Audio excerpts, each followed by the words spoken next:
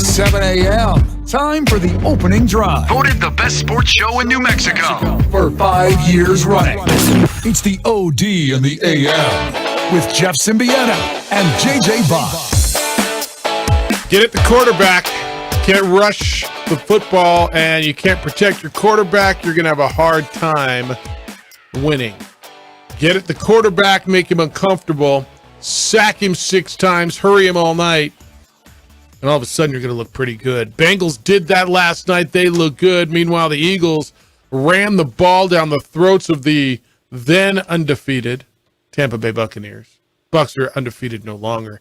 Eagles look really good. Good morning. You had 2 Monday Night Football games. Some of you hate it. I got a couple texts yesterday. Jess was like, I hate this. The national game should be alone. All right, next week you get 1. You can get the Mannings back and you get 1. But it's 2 games to talk about today with a whole lot more to do on the opening drive on 95.9 FM. And AM 610, the sports animal, Jeff Symbieta, JJ Buck, DC. How you living? What it do? Do a lot. Bummer on the Rams last night. I just couldn't convert on 4th down all day. They had a 4th down conversion when Matthew Stafford scrambled and a late 4th down conversion on a deep throw to Puka Nacua, I think. But other than that, man, they just struggled offensively, and give a lot of credit to Joe Burrow for gutting it out. And that defensive line, that defensive front from Cincinnati gave the Rams problems all night long. And they were sitting in their cheeks, they were sitting in their face, and all night long there was Trey Hendrickson. And they were all right there. Dax Hill was there. Sam Hubbard was there. Good performance by a desperate team last night in Cincinnati who needed to win and got one. And again, a story of a game this weekend, a decimated offensive line. And the Rams missing some players. They're struggling. They cannot protect Matthew Stafford. And when you take sacks in the red zone, where you're kicking field goals in the red zone, you're going to lose the game. And that's missed opportunities early for the Rams, right down the doorstep after that great 2-2 outlaw play down the sideline. And they couldn't punch it in. Which I really could have used, by the way. So many people could have used more of that. You got the late touchdown when the Rams finally got it in to make it a 3-point game, but by then it was decided, and it's back to the drawing board. And a lot of teams figuring out how to get through offensive line struggles because there's not a lot of offensive linemen available just to plug holes. So you got to start looking about keeping extra people on the block, because you saw in that second half, Matthew Stafford felt pressured even when he wasn't pressured. Like, the Bengals got in his head last night. He looked uncomfortable all day, didn't he? He looked uncomfortable all day long and was pressured. And then, even on passes, Kyron Williams dropped a lot of balls, but I thought Cincinnati did a good job taking Puka Nacua out of it. He barely had a touch in the second half until that late throw. And there was no run game for the Rams. And give a lot of credit to the Bengals. That was a desperate team. They were more desperate than the Rams. And they were better than the Rams, and they won it last night. A lot of credit to Joe Burrow for going out and gutting that thing out. I know a lot of people were really, really nervous about that, and he was good, 26 of 49 for 259 through the interception. Other game last night was a dominant performance by the Eagles, and while everybody's talking about the Niners and the Dolphins and the Chiefs, the Eagles kind of reminded you, hey, remember us? We're still really good, and that offensive line, this is where you've been going, and you're right. Their offensive line is relatively healthy, and they're opening up lanes for DeAndre Swift. 130 yards for the former Lion. Kenneth Gainwell ran the ball well. They ran the ball for 201 yards and dominated that front for Tampa Bay last night. And with Philadelphia, it is pick your poison. Do you want to make Jalen Hurts a deep ball thrower where then he has A.J. Brown and Devonta Smith? Or do you want to take the deep pass away and then allow them to run the football? Because DeAndre Swift has been fantastic the last 2 weeks, just huge holes that he's running through, taking over RB1 for Philadelphia. For me, what was impressive is the Philadelphia defense reasserting themselves in the front seven. Just absolutely taking away any type of run game. The Tampa Bay doesn't have a run game to begin with. They've struggled trying to find that throughout the entire season. But making sure that Mike Evans made a couple splash plays, but that was it. And bringing that offense back down to earth, and you see a performance like that, and that's a reminder of, oh, yeah, that is why we talk about this Philadelphia team in the same sentence with San Francisco. That is why we're looking at that potentially again, the NFC Championship game running back, because they're just so good at so many different things on the football field. Yep. Eagles are terrific, and defensively they were good. Jalen Hurts, who was dealing with the flu, I guess, last night, or flu-like symptoms, as they tell you, I thought was in control all night. And again, they made Baker Mayfield uncomfortable. Baker had looked good for the first couple of games. So where are you on Baker? Do you flop on him? Do you just Baker's going to have his good days and his bad days? He's going to look like Baker, and then he's going to look like Baker. Like where are you with him in Tampa Bay? Because they were probably the biggest surprise at 2-0. They play in the NFC South. Yeah, I get fine. it. They're not a contender. They can go to the playoffs and maybe like the New York Giants. Yeah, they're a contender for that division and win a game, because that is entirely possible in the NFL. But you're not competing with Philadelphia. Saints, Lions, Falcons, Bills are their next 4. Saints, Lions, Falcons, Bills at Saints. Win that game. I mean, that's another defense that I think gets at them. The Lions, they can get into a little shootout, I imagine, with the Falcons. Yeah, that's the defense that gets at them, and guess what? Jameis Winston can throw them the football. Yeah, all day long if Jameis Winston plays, because it looks like Derek Carr is going to be out for a little while. And so the thing on Derek Carr, evidently, is a ACL. He's not out long term, but probably out for a while, right? Shoulder. What did I say? AC joint. Yeah. Isn't that the shoulder? We said ACL. Oh, yeah. I'm sorry. Oh, okay. Yeah, man. AC joint. Yeah, totally different things. All right. We're here for you today. 505-246-0610, because, well, we are. We're going to talk with New Mexico State's offensive coordinator, Tim Beck, coming up here in a few minutes at 7:15. Aggies are on, I don't know if it's like a mini bye. So now we're going into October, and Conference USA is playing weekday games. So the Aggies will play next Wednesday. So no game Saturday of this week. They're coming off of the trip to Hawaii, where they were up 17-3 and lost the game. We'll talk with Tim Beck coming up at 7:15 about what happened to the offense in the second half in Hawaii, and now as they get set to go into the heavy slate of Conference USA play, and FIU coming in. We'll talk with him and talk Aggie football. Richard Pitino is going to be in studio today. We got a sweet deal for you, and we'll talk a little hoops with Richard Pitino in the 8 o'clock hour. And it's October, right? It's kind of annual around here. As much as I love football and you love football, this place starts to avert a whole lot of attention to basketball, and I love basketball too. And that's how this place is. You're the voice of Level women's basketball. I get to do a game or two for men. We're going to talk some hoops today, and it should be fun because there's a whole lot of people with a lot of expectations on Level men's basketball this year. And rightfully so. You have a tremendous backcourt once again that's only going to get better with the development of young players in Donovan Dent. You added veteran experience in Baker. The transfer, you got a front court that I believe is going to be better this year than it was last year, just with what they need from the front court players, and high expectations as it should be.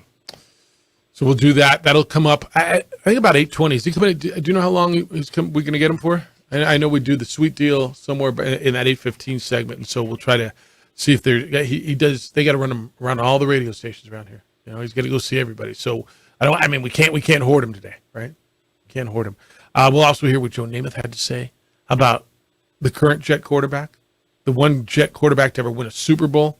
So his opinion matters, certainly in New York, and we're going to hear about that. All right, coming out of this, Eagles are what? Now that you've seen them, we went through the weekend. We saw the Niners on Thursday. We saw the Chiefs. We saw the Dolphins put up 70. Did you see them put up 70, by the way? 70. That 70 points is more than the Broncos scored in the first 5 weeks of the Nathaniel Hackett experiment. That's great. It's in Nathaniel Hackett. Move on. Remember your new coach? This is way better. He's way better than that old guy. They're coming in next week with this quarterback. They better not put 70 on you. If the Jets put 70 on you with Zach, all right, they better not put 30 on you. That's not even a conversation. They better not put 30 on you. They play the Bears first. I know. Where are the Eagles? Where do you get the Eagles? The Eagles are in the same place they've always been. Which is what? There's two teams above everyone else in NFC, and they are in the conversation, whatever order, of the three best teams in football. There's three? I think they're a top three team. You don't have four? Well, if you want to move it to 4, you could say 4. But Who do you keep out of the 3? To me, I think it's Miami, San Francisco, and Philadelphia. If we're talking overall. So you don't have Kansas City in that? Not right now. Okay. I do. I think at the end of the year, they're sure. on the same level. But I think if you ask me right now, yeah. I'll put Kansas City 4. Okay. I mean, I've got them on that same level. And if you want to put them 4th, that's fine. I have them on the same level. You don't have to. I mean, obviously. You can shake your head at me and tell me I'm wrong, but I've got them on the same level. Well, from 3 to 4, if we move it, they're in that group because I just have them on the same level. I belief in Patrick Mahomes. Yeah. But if you're just asking me right now, I think the better overall teams are those 3. Okay. I think Kansas City can run with Miami. I'll give you Miami over them right now because I think Miami's a little better defensively. I just do. But watching Kansas City, like, they could have put up 70 the other day too, right? They didn't. But are they as good offensively? Like, I'll take Mahomes over Tua as good as Tua is. I'll still take him now. I'll take Tua over almost everybody else. But I got him on the same shelf. We'll talk Aggie football when we come back. New Mexico State, I guess it's a bye week, right? Do you call it a bye week? The Wednesday starts the next week? I don't even know if it's a bye week or they don't play till Wednesday. But we're going to talk New Mexico State football with their offensive coordinator, Tim Beck, and I'm looking forward to finding out what happened in that second half as the Aggies had a big lead in Hawaii and then got beat by the Rainbow Warriors on a last-second field goal, and now how they prepare going forward to take on FIU and start into Conference USA play. So that will be next. Looking forward to that conversation on the opening drive on 95.9 FM and AM 610, the Sports Animal. Hey guys, it's Susie Schuster, and I am so excited. We would like to thank the following sponsors for making this broadcast possible. Young driver, this one. Hard to get her out. She'd been drinking. This one. Both of them gone. They'd been drinking, and he drove clear off the road. This was my family. Drunk driver hit us. And my wife and our daughter, they didn't make it. We here at Clark's Pet Emporium welcome you to bring in your pets. We know that having your pet with you makes the experience of shopping for them even better.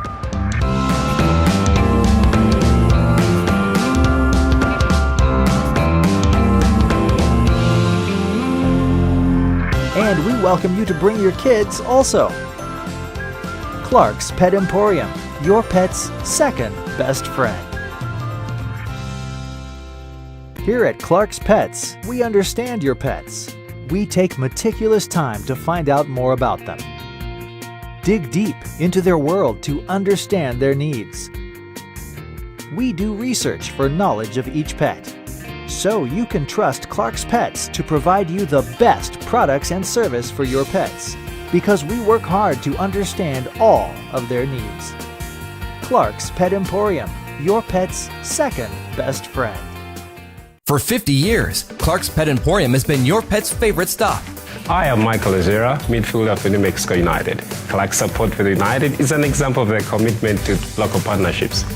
Clark's understands that paying it forward develops a better team and ultimately better community partner. When you need pet food and supplies, Clark's is always the best shot. Locally owned and operated with 2 convenient locations. Go United! ClarksPets.com.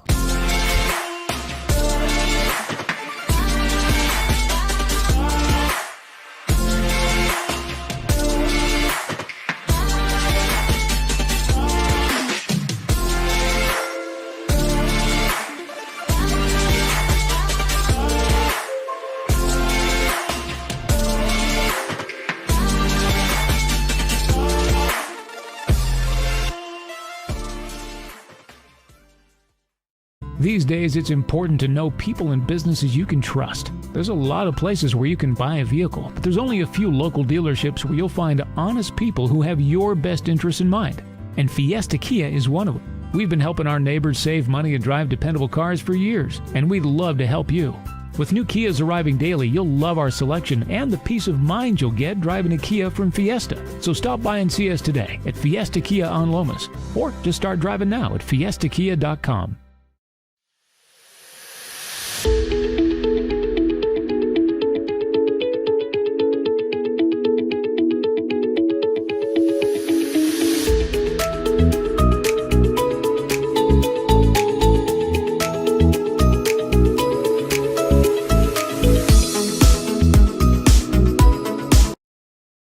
sports animal.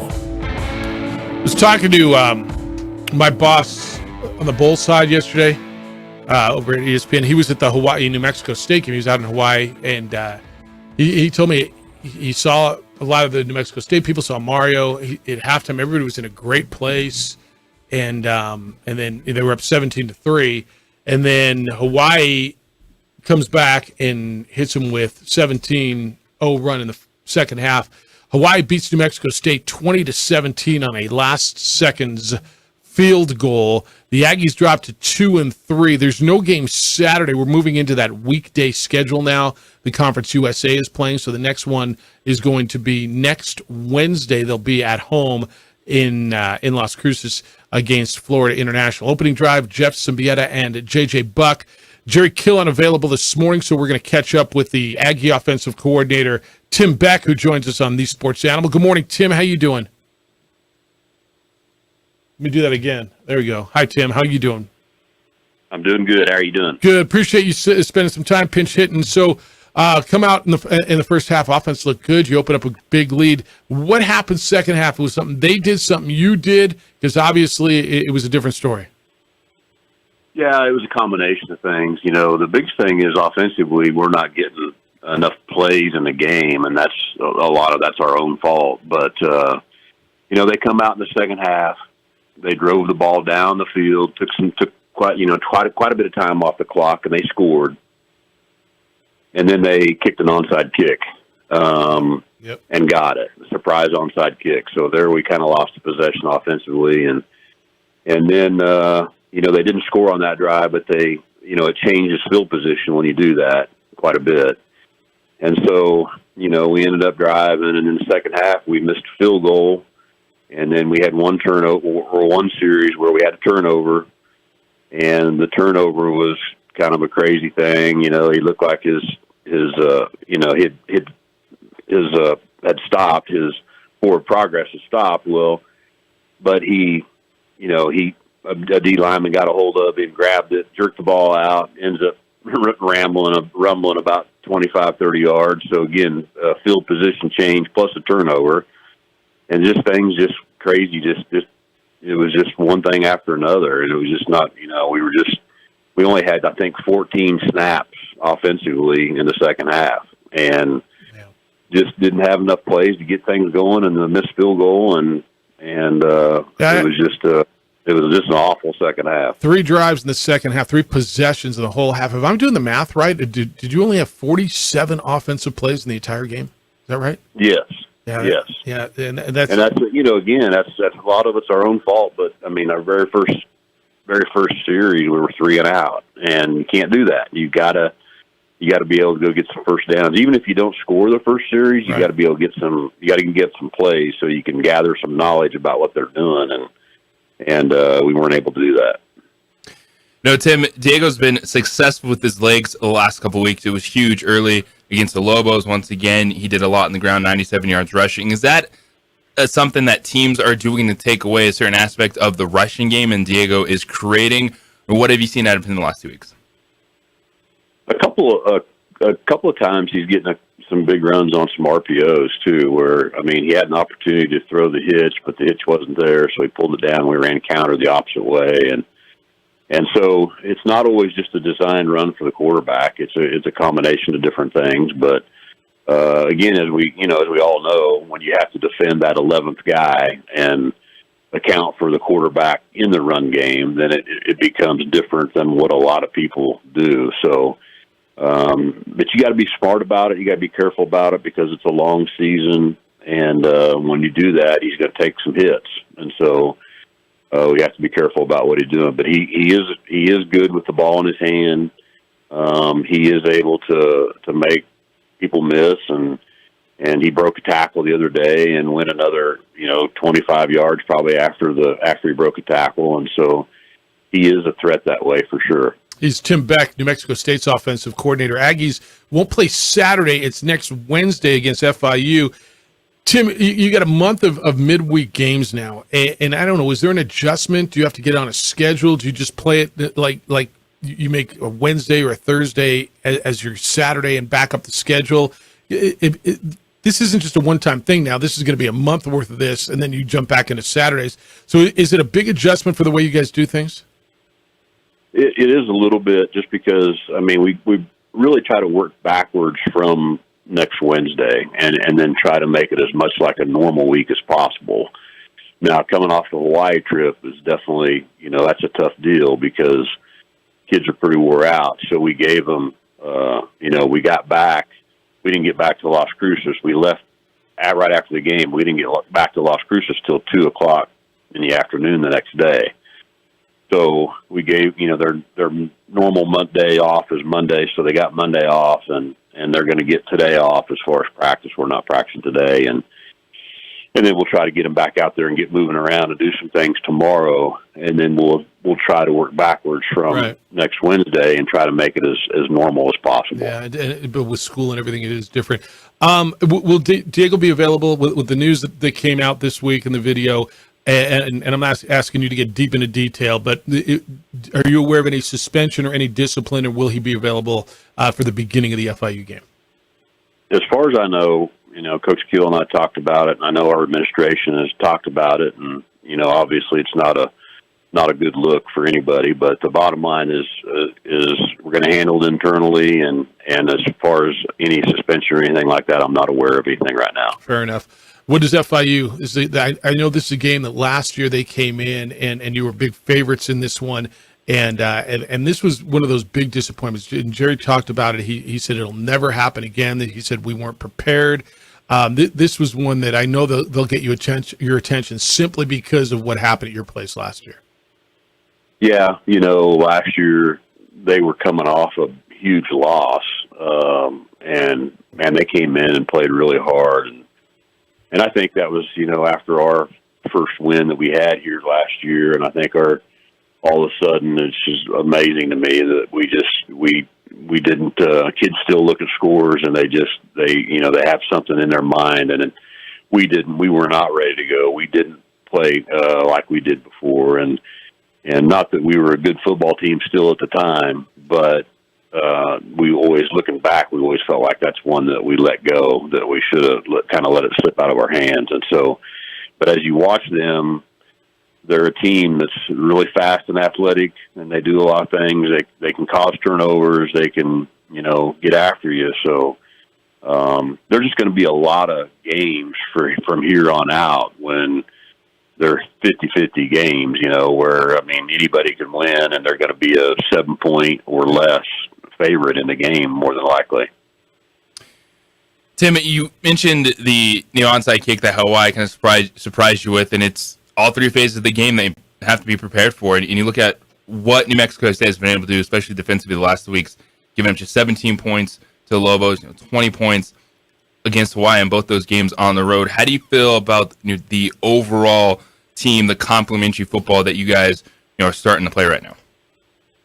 That's where we just feel like we haven't hit stride yet on what we can do.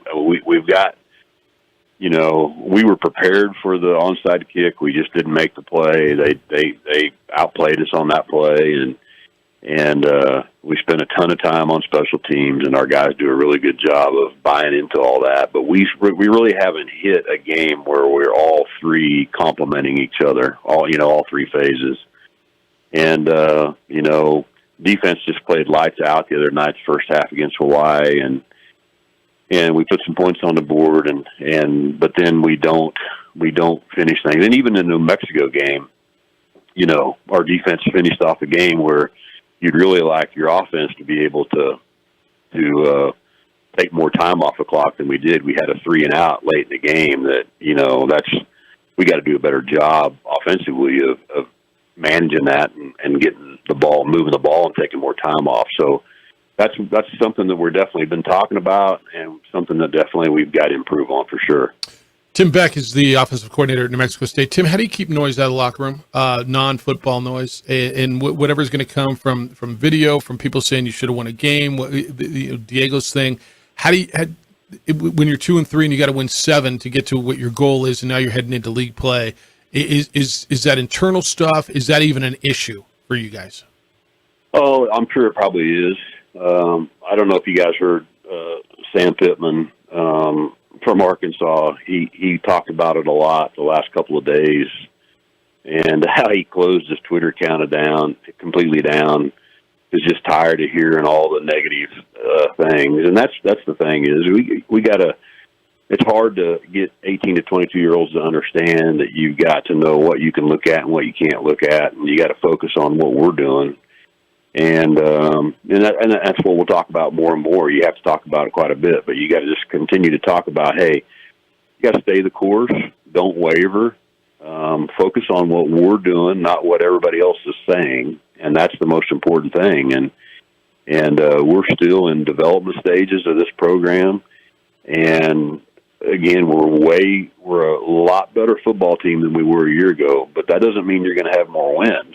And we got to stay the course, make sure that we don't waver. We stay focused on getting better at techniques and fundamentals, and getting better at what we're doing, and obviously get prepared for the next team. But you got to learn to prepare the same way every week, whether you win or lose, and then continue to find ways to improve.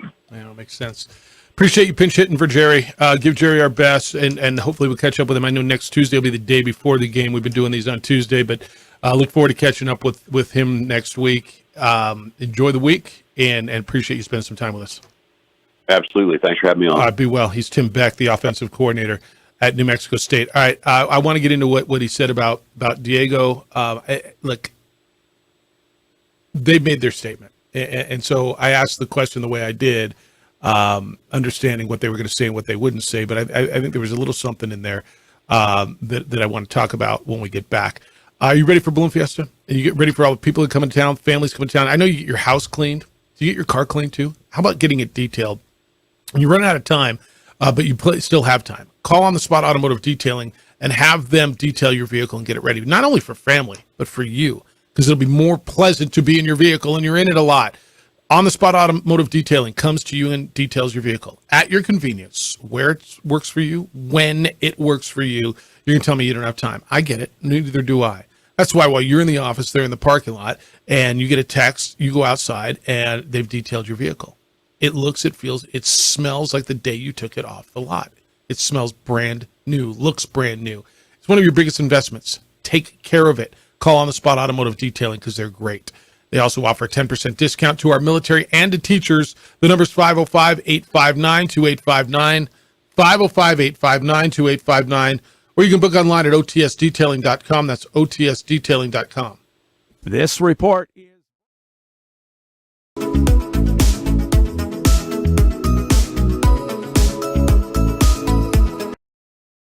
We would like to thank the following sponsors for making this broadcast possible.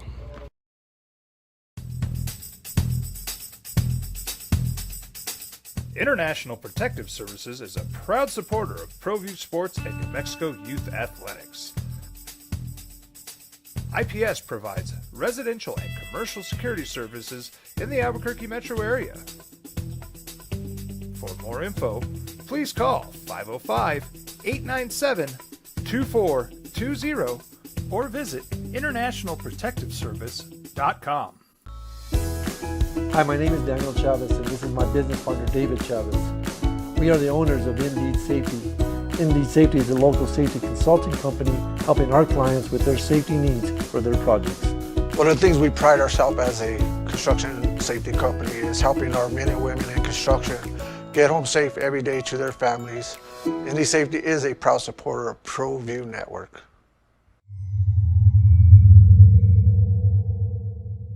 Hi, I'm Steve Stucker here for Dr. Robert Melendez and the Juliet Eye Institute. You may remember me like this, but no more. The glasses are gone. I tossed them months ago because of a brand new procedure from Dr. Melendez known as RLE, Refractive Lens Exchange. The latest technology, the best eyesight I've ever had in my life, and you can check it out by clicking on the link in the description right here. Don't sacrifice quality and flavor when you're in a hurry. Golden Pride offers ribs, fried chicken, red and green chili breakfast burritos, and Frontier sweet rolls. 4 great locations, or visit us online at goldenprideabq.com. Golden Pride Barbecue Chicken and Ribs are proud supporters of ProView Sports.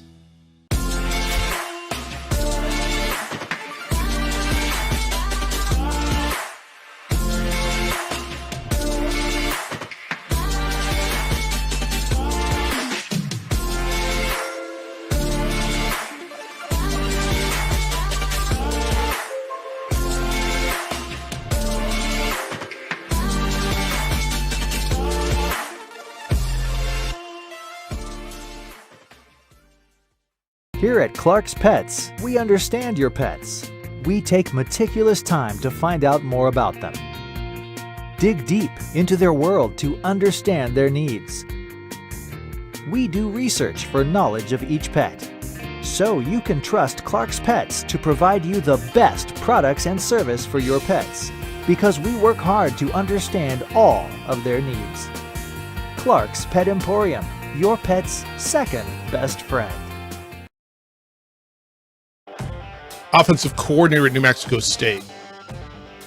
I got a long text from Jeff on the Diego Pavia story. Channel 7 did the story yesterday.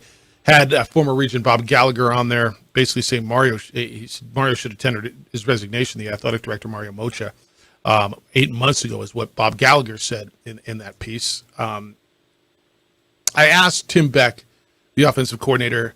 And JJ, I asked him this way because I've seen the statement. They said they're not going to comment.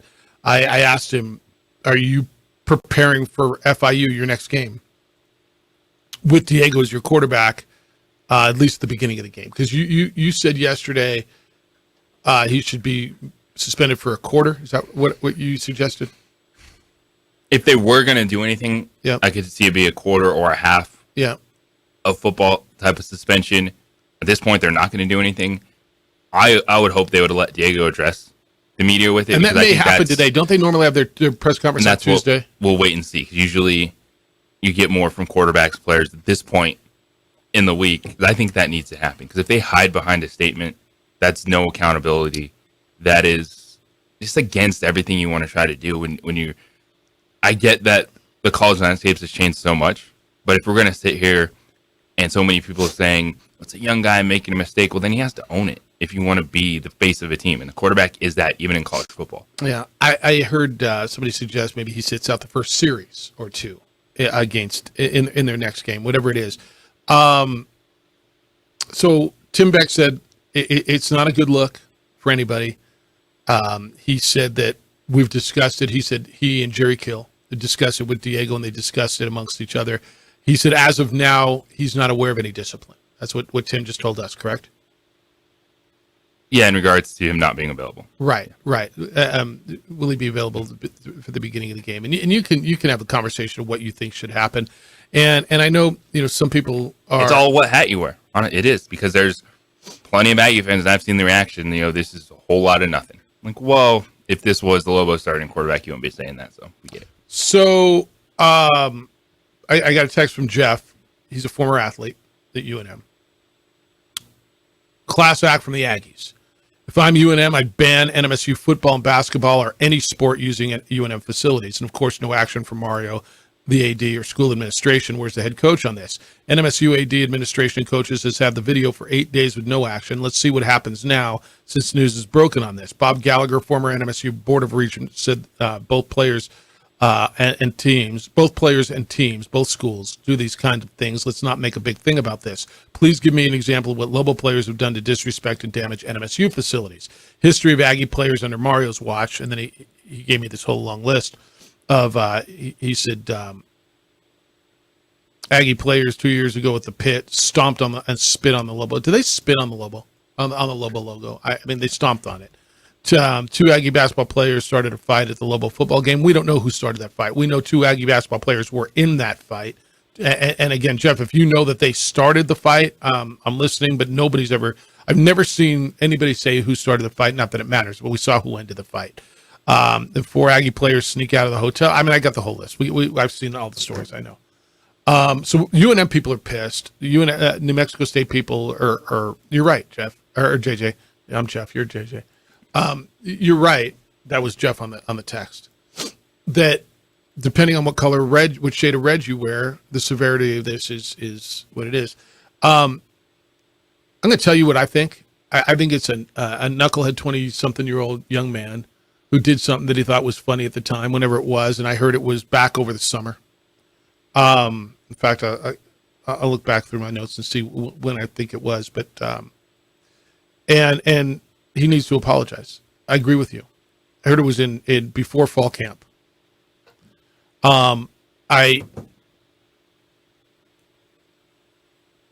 Is it harmless? I don't know. JJ, is it harmless? I mean, probably, but you can't do it. You just can't do it, and especially with everything that's gone on. And I agree. That's why I don't you. think it's as harmless as some people want to make it out to be. Yeah.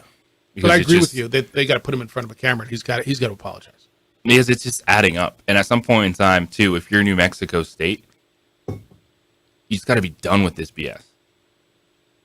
Like, things are going to happen, but especially your starting quarterback, can you just stay out of the headlines? And that's not, wrong place, wrong time, allegedly this, allegedly that. No, that's him going out of his way to do that. Yeah. You know what? And I say this a lot around here. We can't get out of our own way, right? Sometimes we just can't get out of our own way around here. And like my daughter said last night, she said, Dad, you just can't make the jokes write themselves, right? They just write themselves around here sometimes. What are we doing? And this is a guy, and I said this yesterday. Diego has been, he stand up in front of the media all the time, and that's why I think he's got to address this. They put him out there as the face of this program, have they not? Yeah. He is a guy that even Lobo fan, while you don't like a guy wearing Aggie uniform, Aggie colors, you kind of wanted to like this guy because he was from Albuquerque and he was gritty and tough and fought his way, didn't get recruited, won a JUCO championship in New Mexico, and did things it appeared the right way. And this is a bad look. Like Coach Beck just said, it's just a bad look. Look, I don't think this is the worst thing in the world, but it's certainly something that I do think has to be addressed. I've seen way worse things than this, but I don't think it's a total nothing burger, right? It's not. It's not a total nothing burger. Well, I'm not in the camp of Diego probably needs to be kicked off of the team and lose his scholarship, but he has to address it because if Dylan Hopkins or someone did this, because we have to say that's who the Lobo starting quarterback is. That's right. If he did that, the same New Mexico State fans that are yelling at how ridiculous it is that are out there would be screaming for him to be held accountable and for something to happen to him. So everyone just needs to take a step back and realize that he's not going to jail. He's not losing a scholarship, but he needs to take accountability for a bad decision. Yeah. James says, I have no problem with Pavia, Jeff. That's what a rivalry is. How many times do you steal the other club's mascot the night before the game or paint their logo for those schools that have their U on the side of a nearby mountain? As far as Rudy, he runs it the entire game. So it's unlikely he was just sitting on his hands minding his own business and Aggie fans just snapped. Rudy called yesterday, and it's from James. He said, he was been throwing stuff at, seen people spit on him, whatever. So look, is it James, okay, that's okay so if you feel that like the high school level pranks that he's talking about, like just even the dudes, and this is what like peeing is like. Let's not pee on stuff. Is that okay to feel about things and not be soft? Like, I don't know. That's my thing. Yeah. I don't want someone just peeing over my stuff and then being like, it's a rivalry. Hey. Steve just said, accountability. And that's what he just sent me one word, accountability. Yeah, no, look, UCLA goes over during bowl week and they paint Tommy Trojan blue and yellow. Or blue and gold, sorry. Blue and gold, that's the colors. Right? And SC goes over and paints the Bruin Cardinal of gold, right? And you paint somebody's yeah, that stuff happens. James, if I don't know, it's the same as peeing on their indoor facility. I mean, okay, again, I don't think it's the worst thing ever. I don't. But I don't think it's something that you just don't address. I think you address it with the young man's got to say, yeah, That was a bad move. Andy, good morning. How you feeling? Andy. Feeling pretty good today. Good. How you guys living? Good. What's going on? Not too much. Well, the thing about Diego Pavia, in a normal circumstance, in a normal rivalry, I would say, whatever. Let kids be kids. It's fine. Whatever.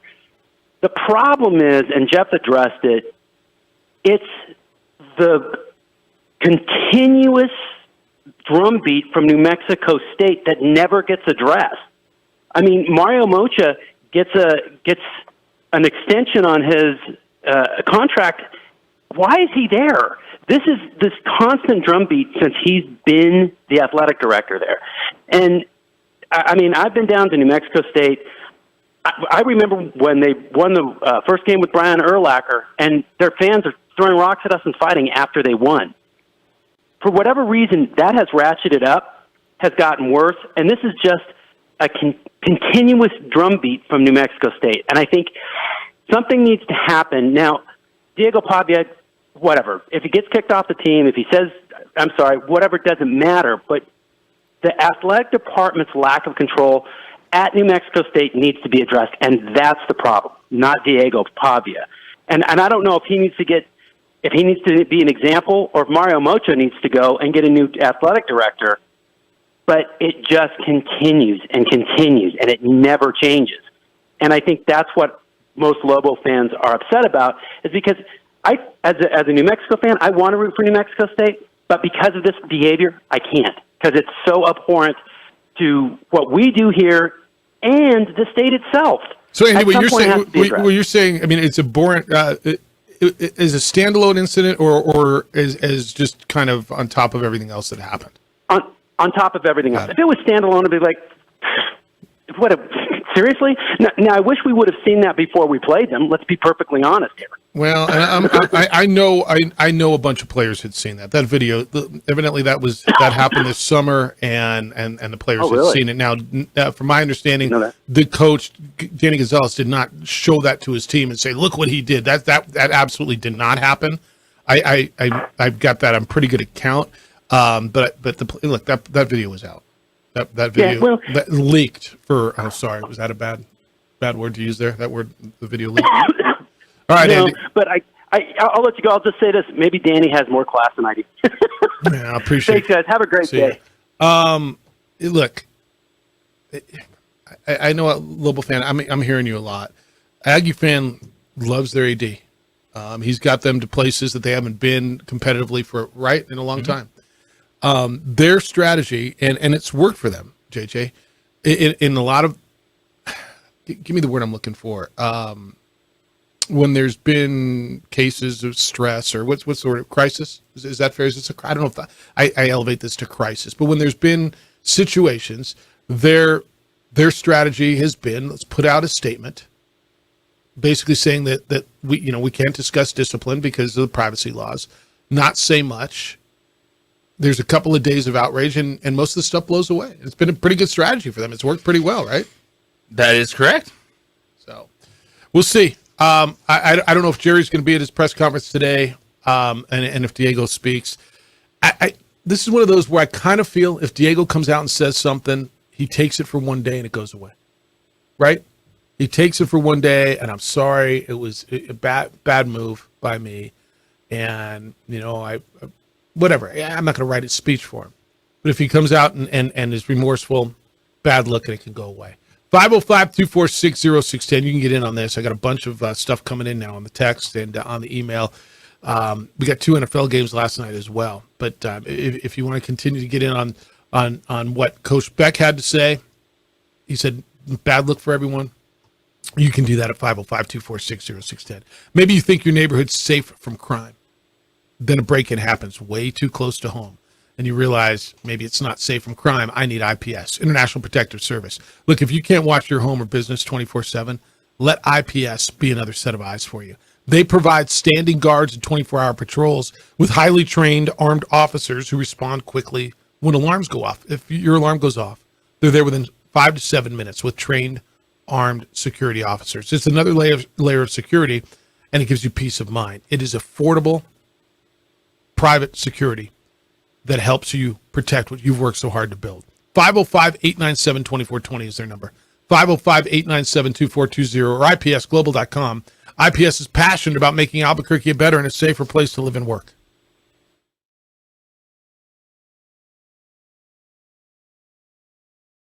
For 50 years, Clark's Pet Emporium has been your pet's favorite stop. I am Michael Azera, midfielder for New Mexico United. Clark's support for the United is an example of their commitment to local partnerships. We would like to thank the following sponsors for making this broadcast possible.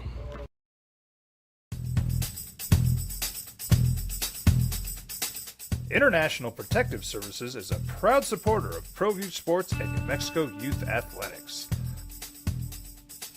IPS provides residential and commercial security services in the Albuquerque metro area. For more info, please call 505-897-2420 or visit internationalprotectiveservice.com. Hi, I'm Steve Stunker here for Dr. Robert Melendez and the Juliet Eye Institute. You may remember me like this, but no more. The glasses are gone. I tossed them months ago because of a brand new procedure from Dr. Melendez known as RLE, Refractive Lens Exchange. The latest technology, the best eyesight I've ever had in my life, and you can check it out by clicking on the link in the description right here.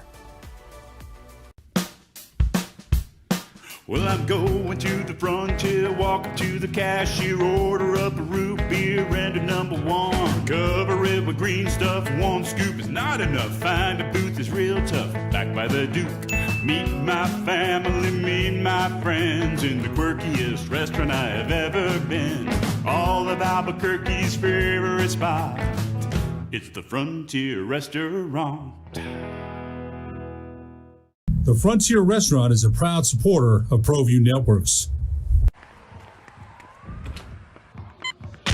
These are more than just the sounds of a safe place to go after school. These are the sounds of interest being ignited and of mentors making an impact. At Boys and Girls Clubs, we don't do just one thing. We do whatever it takes to meet the needs of every kid who comes through those doors. Because whatever it takes is what it takes to build great futures. Great futures start here. Don't sacrifice quality and flavor when you're in a hurry. Golden Pride offers ribs, fried chicken, red and green chili breakfast burritos, and Frontier sweet rolls. 4 great locations, or visit us online at goldenprideabq.com. Golden Pride Barbecue Chicken and Ribs are proud supporters of ProView Sports.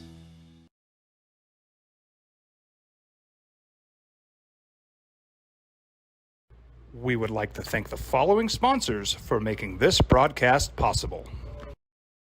Hi, I'm Steve Stunker here for Dr. Robert Melendez and the Juliet Eye Institute. You may remember me like this, but no more. The glasses are gone. I tossed them months ago because of a brand new procedure from Dr. Melendez known as RLE, Refractive Lens Exchange. The latest technology, the best eyesight I've ever had in my life, and you can check it out by clicking on the link in the description right here.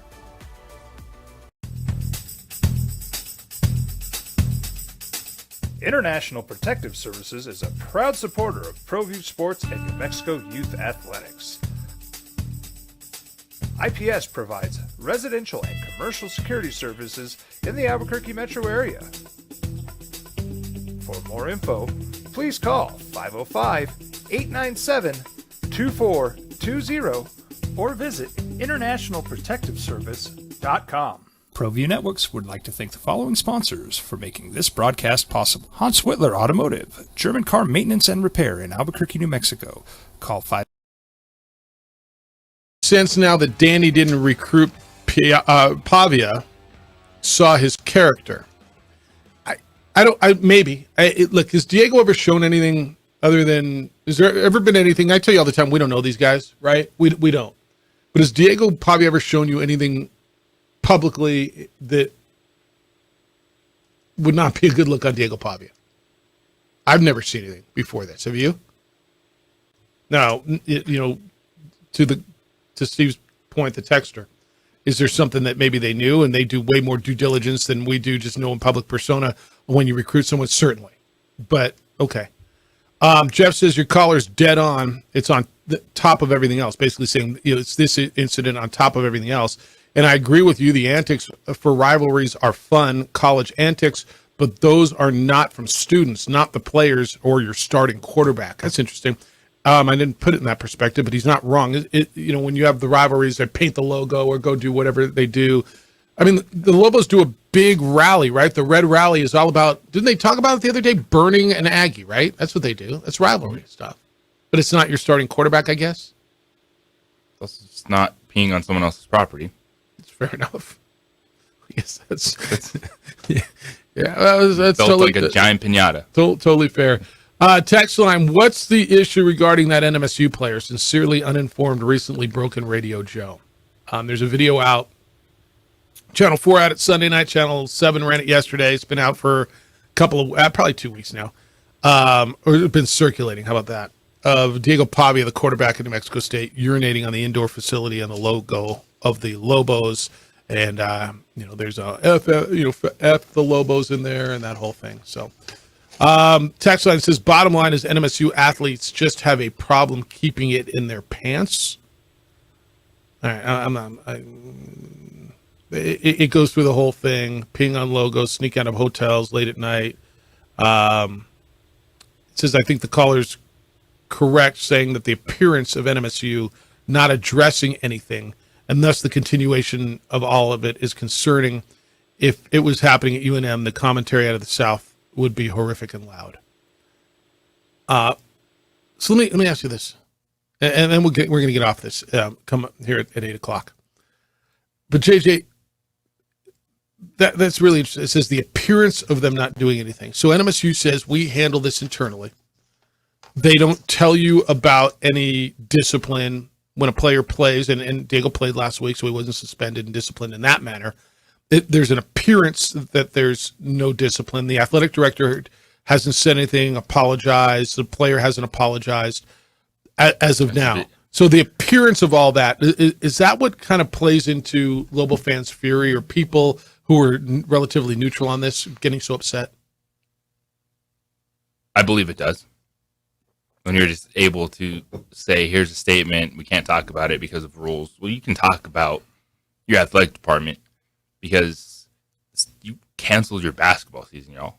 Like, there's an overarching theme where you need to continue to preach accountability and responsibility. And I know it's, well, the incidents we're talking about are different, but it's, and the people are just looking, and it is, here we go again. I think there's something to that. There's an old phrase I used to use a lot when I was in TV, and I used to say, feed the beast. And what does that mean? Something happens and all the media is calling you and everybody, and if you feed the beast, if you give them their soundbite, they go away. You talk to them. Now, are they going to write their story or do their story the way they want to do it? Yeah, very often they are, and it's not going to look good.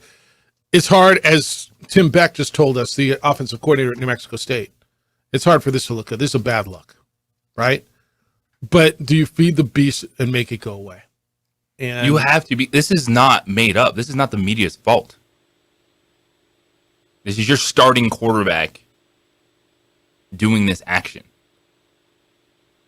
Just say sorry, do it without a statement, and move on. And go. Frank, good morning. You're on the Sports Animal. Hi, Frank.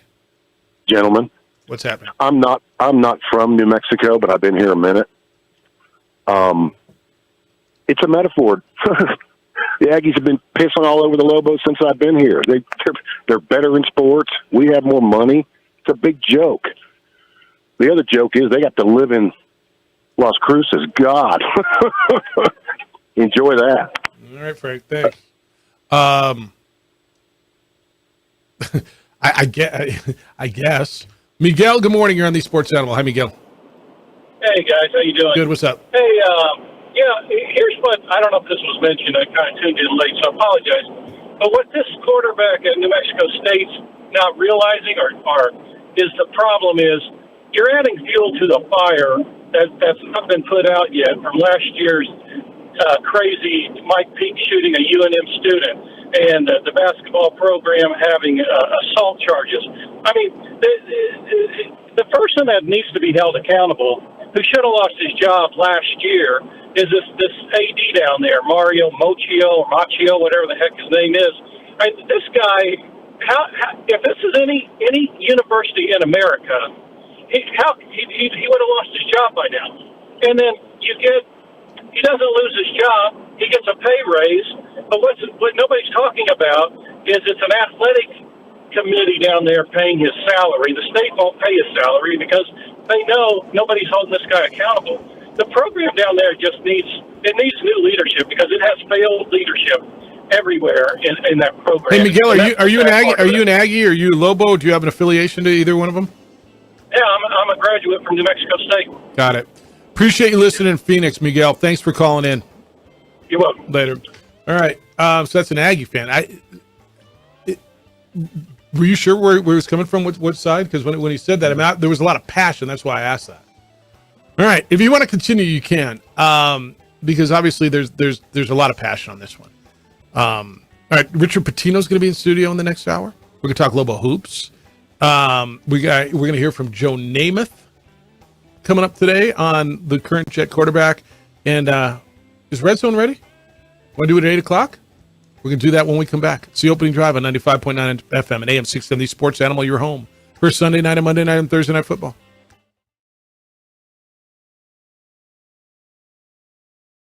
We would like to thank the following sponsors for making this broadcast possible.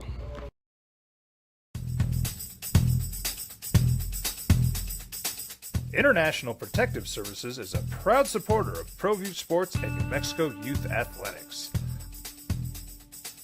IPS provides residential and commercial security services in the Albuquerque metro area. For more info, please call 505-897-2420 or visit internationalprotectiveservice.com. Hi, I'm Steve Stucker here for Dr. Robert Melendez and the Juliet Eye Institute. You may remember me like this, but no more. The glasses are gone. I tossed them months ago because of a brand new procedure from Dr. Melendez known as RLE, Refractive Lens Exchange. The latest technology, the best eyesight I've ever had in my life, and you can check it out by clicking on the link in the description right here. Well, I'm going to the frontier, walking to the cashier, order up a root beer and a number one. Cover it with green stuff, one scoop is not enough. Find a booth is real tough, back by the Duke. Meet my family, meet my friends in the quirkiest restaurant I have ever been. All of Albuquerque's favorite spot, it's the Frontier Restaurant. The Frontier Restaurant is a proud supporter of ProView Networks. These are more than just the sounds of a safe place to go after school. These are the sounds of interest being ignited and of mentors making an impact. At Boys and Girls Clubs, we don't do just one thing. We do whatever it takes to meet the needs of every kid who comes through those doors. Because whatever it takes is what it takes to build great futures. Great futures start here. Don't sacrifice quality and flavor when you're in a hurry. Golden Pride offers ribs, fried chicken, red and green chili breakfast burritos, and Frontier sweet rolls. 4 great locations, or visit us online at goldenprideabq.com. Golden Pride Barbecue Chicken and Ribs are proud supporters of ProView Sports.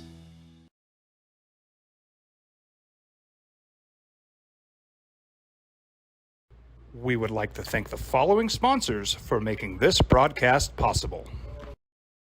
Hi, I'm Steve Stucker here for Dr. Robert Melendez and the Juliet Eye Institute. You may remember me like this, but no more. The glasses are gone. I tossed them months ago because of a brand new procedure from Dr. Melendez known as RLE, Refractive Lens Exchange. the latest technology, the best eyesight I've ever had in my life, and you can check it out by clicking on the link in the description right here. Now, voted the best sports show in New Mexico for 5 years running. It's the OD in the AM with 3-time New Mexico Sportscaster of the Year, Jeff Symbieta and JJ Buck. All right, 2 games last night to talk about. Bengals beat the Rams 19-16, harassed Matthew Stafford all night. Eagles ran the ball down Tampa Bay's throat, beat them 25-11. Opening drive, Jeff, JJ, and DC. Been having some conversation about the Diego Pavia situation and the video that came out. We spoke with offensive coordinator Tim Beck at New Mexico State, asked him if he's planning on having Diego Pavia available when the Aggies play next against FIU at home next Wednesday. He said, as of now, he doesn't know of any discipline. He acknowledged it's not a good look for anybody, and that they've spoken. He and Jerry Kill have spoken with Diego, and you've been very passionate about it. Howard sent me a text. Says, how does firing Mocha solve anything? You can be the best leader in the world, but you cannot control behavior of others. And I think others are telling you, it's about a culture and what's acceptable and what's not. And look, this is always the issue. When you're a leader, I've talked to so many athletic directors about this, man. Every time the phone rings, especially, after a certain time of day, they oh no, right? Because you're responsible for 500-ish student athletes, 18 to 20-something-year-old knuckleheads. And how do you control everybody? Well, it's a fair question, but it's your responsibility, right? So, all right. JJ, the Jets have a problem, don't they? Just a little bit of a problem. They're 1-2. Keep forgetting that they're 1-2. Keep forgetting that they won that first game. Bills. They beat the Bills. Yeah, it's crazy. All right, so who's the best Jets quarterback ever? Joe Namath, right? Oh. Isn't it? You got a better one? Is it Mark Sanchez? Chad Pennington? All right, and we're going to push the red zone up to 9 o'clock. All right, this is Joe Namath. And look, Joe Namath's a legend. Joe Namath won Super Bowl III. Was it 3 or 4? Back in 1969. He is the only Jet quarterback to ever win a Super Bowl. He is still the go-to. And he wanted to kiss Susie Colbert. I want to kiss you. But he was on the Yes Network yesterday in New York talking about and being asked about Zach Wilson, the quarterback. How can a coach say the locker room's together? How many teams have we been on? Are you telling me there aren't some cats on the defensive side saying, whoa, man, what's wrong with you? Yeah, there's not all harmony in the locker room. And if there is, they need to get rid of the people. You got to get people in there that are competitors and want to fight to win. These guys don't have to be in love with each other. And if they're saying they're in love with each other, they're BSing you. And you got to get rid of them, top to bottom. If somebody handed you Zach Wilson and said, okay, Joe, make him better, what would you do? Send him to Kansas City to back up against somebody like Mahomes. Maybe he'd learn something. I wouldn't keep him. I've seen enough of Zach Wilson. All right? I've seen enough. Has quick feet, can throw a little bit, but I don't believe what's going on up there. All right. He said, look, it's just Joe Namath, right? He's not in charge, and take Joe Namath's word for whatever you value Joe Namath's word at. But he blasted the Jets. He says, I don't think anything positive out of it, or I don't take anything positive out of it. That was Michael Kay you heard ask the question. He said, you sit down on a play. You sit down. What happened? I thought you were trying to win and make plays. You quit on a play. What's going on? It's disgusting. He wants Joe Douglas, the GM, fired. He wants Robert Saleh, the coach, fired because they picked the players. Look, we talk about this all the time at draft time. The drafts, you make mistakes at drafts, guys get fired, right? And it's what happens. What kind of value to put into what Joe Namath's saying? I think Joe Namath is echoing the entire New York Jets fan base. Yes. There's a reason Aaron Rodgers is the quarterback and not former number 2 overall pick. Like, that ship has sailed. You're not changing who Zach Wilson is. You're 3 years in. Zach Wilson, Justin Fields, like there's things that in their current places, they're just not changing. They're not fixing who they are. And if you're Joe Douglas, general manager of the New York Jets, your saving grace is you drafted the offensive and defensive rookie of the year. And Garrett Wilson and Sauce Gardner.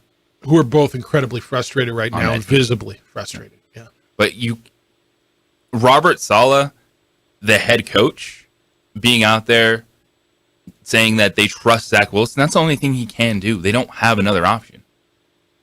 Like Robert Saleh can't be in press conferences doing what fans and all the radio talking heads are doing, and that's destroying Zach Wilson. Like we all see it. Zach Wilson's teammates see it. But that's the only route Robert Saleh can do, because it's Zach Wilson, Tim Boyle, or Carson Wentz, who I think what people want to see from a New York Giants standpoint is, yes, just at least bring someone else in with a pulse and put some pressure on But what's the Zach option Wilson. right now? I mean, I know everybody's yelling, go get Kirk Cousins, and I don't see – and you know why they're yelling that? Because then I give the media a whole lot of credit for having power. Mike Greenberg is all over ESPN. He's a big Jets fan, and he's yelling to bring in Kirk Cousins. And so I think that's where it's coming from, is with that. I will talk more football in a little bit. No, please. I mean, when you walk in, it changes. Like when you walk in the door, the whole thing changes. I mean, now are you? Richard Pitino is the head basketball coach for Lobel men's basketball. Just walked in studio, and I mean, he's got a red Lobel coffee cup putting on. How are you? Doing great. Yeah, I'm all in. Go Lobos. That's why I got the red coffee. I love that. Who's your football team? Who's your NFL team? I am a New York Giants fan. The Giants.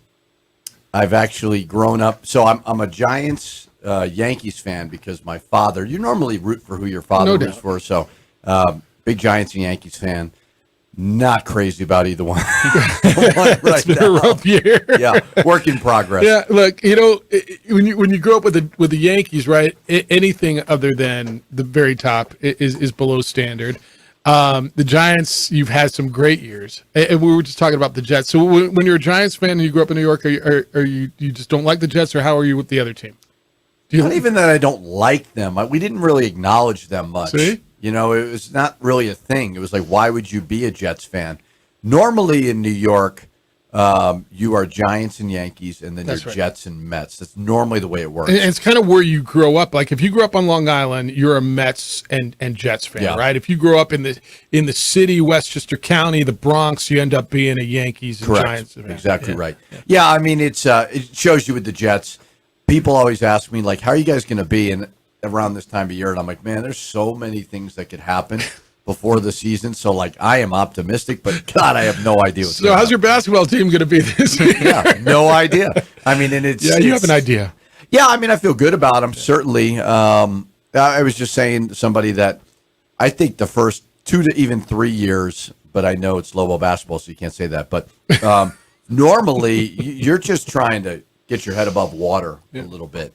I felt like year 2 was a perfect year 2 in the sense of got the fans back, first postseason in 9 years. We needed to kind of reestablish the New Mexico basketball brand nationally as well as locally. And I think we saw that with 5 crowds of over 15,000. We averaged 14,500 in conference. So a lot of good things. Now let's build on that. You know, the other thing with the branding thing, and Richard Pitino, Lobo men's basketball coaches in studio, is I'm watching so much of the love you get from the national writers, right? And when you talk about branding, and people can say, like, when it's good, right? You like the Seth Greenbergs and the Rothsteins and everybody acknowledging your team and talking about them. But they were all over you last year. They love you going into the season. That's a big part of the branding, isn't it? Just getting the people who have a voice, who have the listeners, who have the readers talking about you. Yeah, this is my third head coaching job, and this is year 12 of being a head coach. And brand may be the most important thing as it pertains to recruiting. I think that's fair. And very, very often in recruiting, maybe not the player, because young people just, they don't know. They're staring at their phones half the time. But their parents, More than half the their AAU coaches, 90% of the time, their high school coaches are all pumping up to them about our fan base in the pit. And as long as that is established, we're going to be in the fight for some really good players. And that's the key to everything. It's all about recruiting. So our players know that we have a brand. the recruits that we bring in, whether it be from Arizona, whether it be from all over, they know that there is an aura about the Pit. And when you have national people talking about your program, that really, really helps. Recruiting has always been about building relationships, but what you just mentioned, the brand, and you look at with social media and people staring at their phones, young kids staring at the phones all the time with name, image, and likeness. Have you had to become even more of a salesman as opposed to building relationships, but kind of what Deion Sanders has done? Yeah, I think you have to be true to yourself. For every Deion Sanders who has done it through that, there's a lot of coaches who don't do it and still win at a high level. So, like look at Mark Few in the Pacific Northwest. That guy has dominated. Mark Few does not have a social media account. So there are ways to do it. When I was at Minnesota, PJ Fleck was kind of similar to Deion Sanders, maybe not to the extreme. He just wasn't Deion. Yeah, he wasn't Deion with the pass, but he did it. To me, it really doesn't matter. What it comes down to is I think we get really, really distracted about what's important. My job is to win games. That is the job. Now, social media, doing things like this, community, all that is very, very important. But at the end of the day, my job will be judged by those 31 games and those 31 opportunities. And sometimes I think we do get a little bit caught up in the little victories, right, instead of the big victory. So I always tell my staff, does this contribute to winning? Because I do think that there's a lot of things that we are required to do and we're pressured to do that have nothing to do with winning. So you do need to do it. Obviously, it's important to build that brand. But the most important thing that I do is I always tell new coaches who ask me, what is your idea of this whole thing and what's your advice? My advice is always take the right job, hire the right staff, recruit the right people. Surround yourself with the people who can help you win. Richard Pitino's in the studio. We got to take a break. We got a sweet deal for you, and it's Lobo basketball season tickets. So I can tell you about that, how to take advantage of that, talk about the team, talk about some of the new players, some of the players that you're familiar with, maybe not. I certainly want to get your thoughts on what's been going on with the craziness of realignment in college athletics and how that will affect Lobo basketball, at least to what you know, because we don't know where it all lands. Richard Pitino's in studio. It's the opening drive on 95.9 FM and AM 610 The Sports Animal. This report is sponsored by eBay Motors. We would like to thank the following sponsors for making this broadcast possible.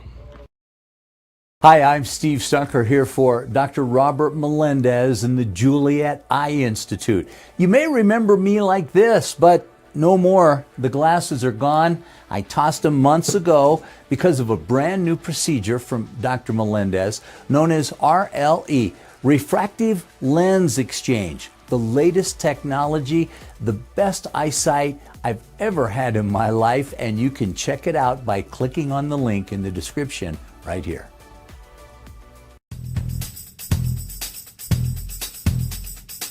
International Protective Services is a proud supporter of ProView Sports and New Mexico Youth Athletics. IPS provides residential and commercial security services in the Albuquerque metro area. For more info, please call 505-897-2420 or visit internationalprotectiveservice.com. ProView Networks would like to thank the following sponsors for making this broadcast possible. Hans Whitler Automotive, German car maintenance and repair in Albuquerque, New Mexico. Call 505-294-7684 or visit hanswhitlerauto.com.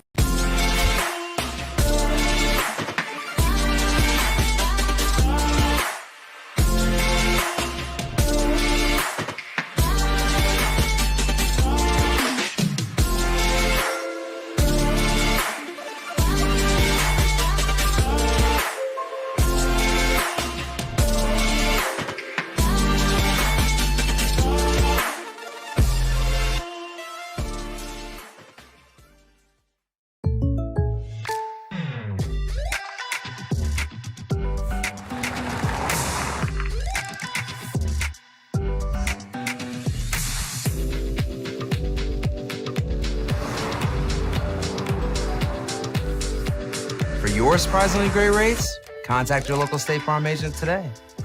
If you want the real deal, call State Farm agent Marty Size in Albuquerque today. Like a good neighbor, State Farm is there.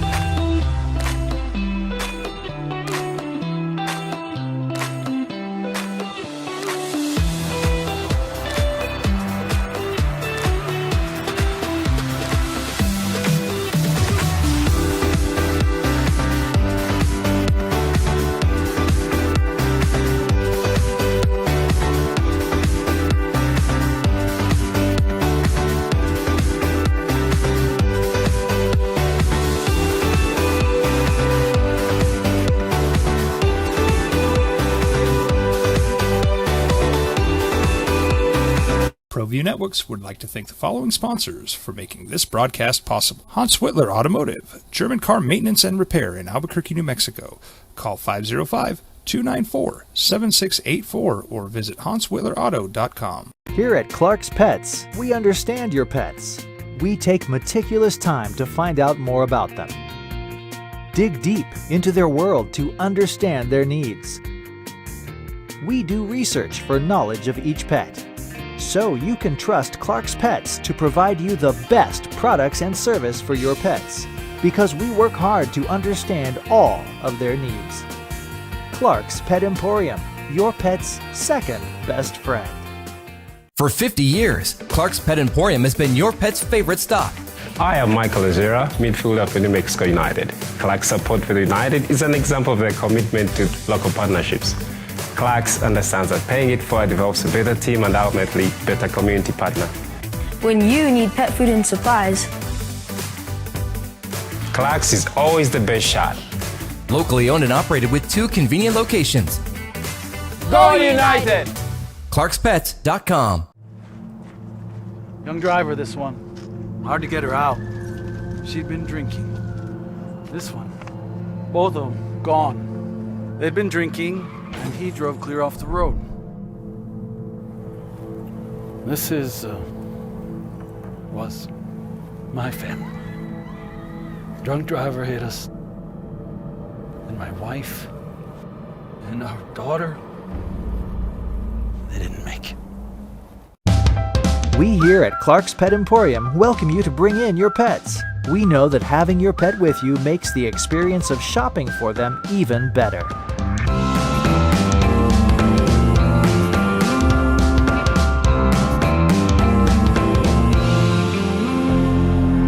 And we welcome you to bring your kids also. Clark's Pet Emporium, your pet's second best friend.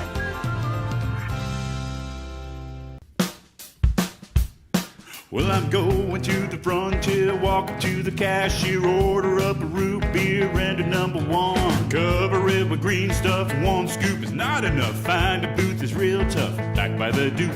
Meet my family, meet my friends in the quirkiest restaurant I have ever been.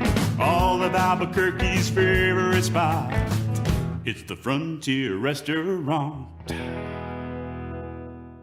The Frontier Restaurant is a proud a lot of success in it, but I know there's a lot of value in those the experienced players who have been through the wars in your conference wearing a Lobo jersey as well. And do you see that now with Jalen House and Jamal Mashburn Jr., them taking over more? Well, I think with that experience and just that they know what it takes. I think they understand how close we were. I mean, we were obviously very, very close to getting to the NCAA tournament, which is obviously very, very hard to do. Not that they were to blame for us not. I think Jalen House getting hurt obviously really hurt us. But I think they understand that this is going to have to be a team effort, and sacrifices are going to have to be made. We probably have more depth this year than we did last year, and hopefully that builds as we build the program. But they get it. They're pretty businesslike with their approach. But what the beauty of it is, you can just tell they're in this. They want to compete for a championship. They want to compete for the NCAA tournament, which they certainly know is very, very hard. Richard Pitino, Lobo men's basketball coach, is in studio with us on the Sports Animal. And as you were mentioning, as you're trying to set those expectations, how important is it that players also are the ones that, hey, they see, these guys are putting in the extra work. This is how much time we have to put in to achieve that level. Yeah, I always say your habits have got to be in alignment with your goals. I'm not a big talk about winning the Mountain West, talk about going to the NCAA tournament. I really don't talk about it a lot. I just talk about being a champion on a daily basis. I always tell the story.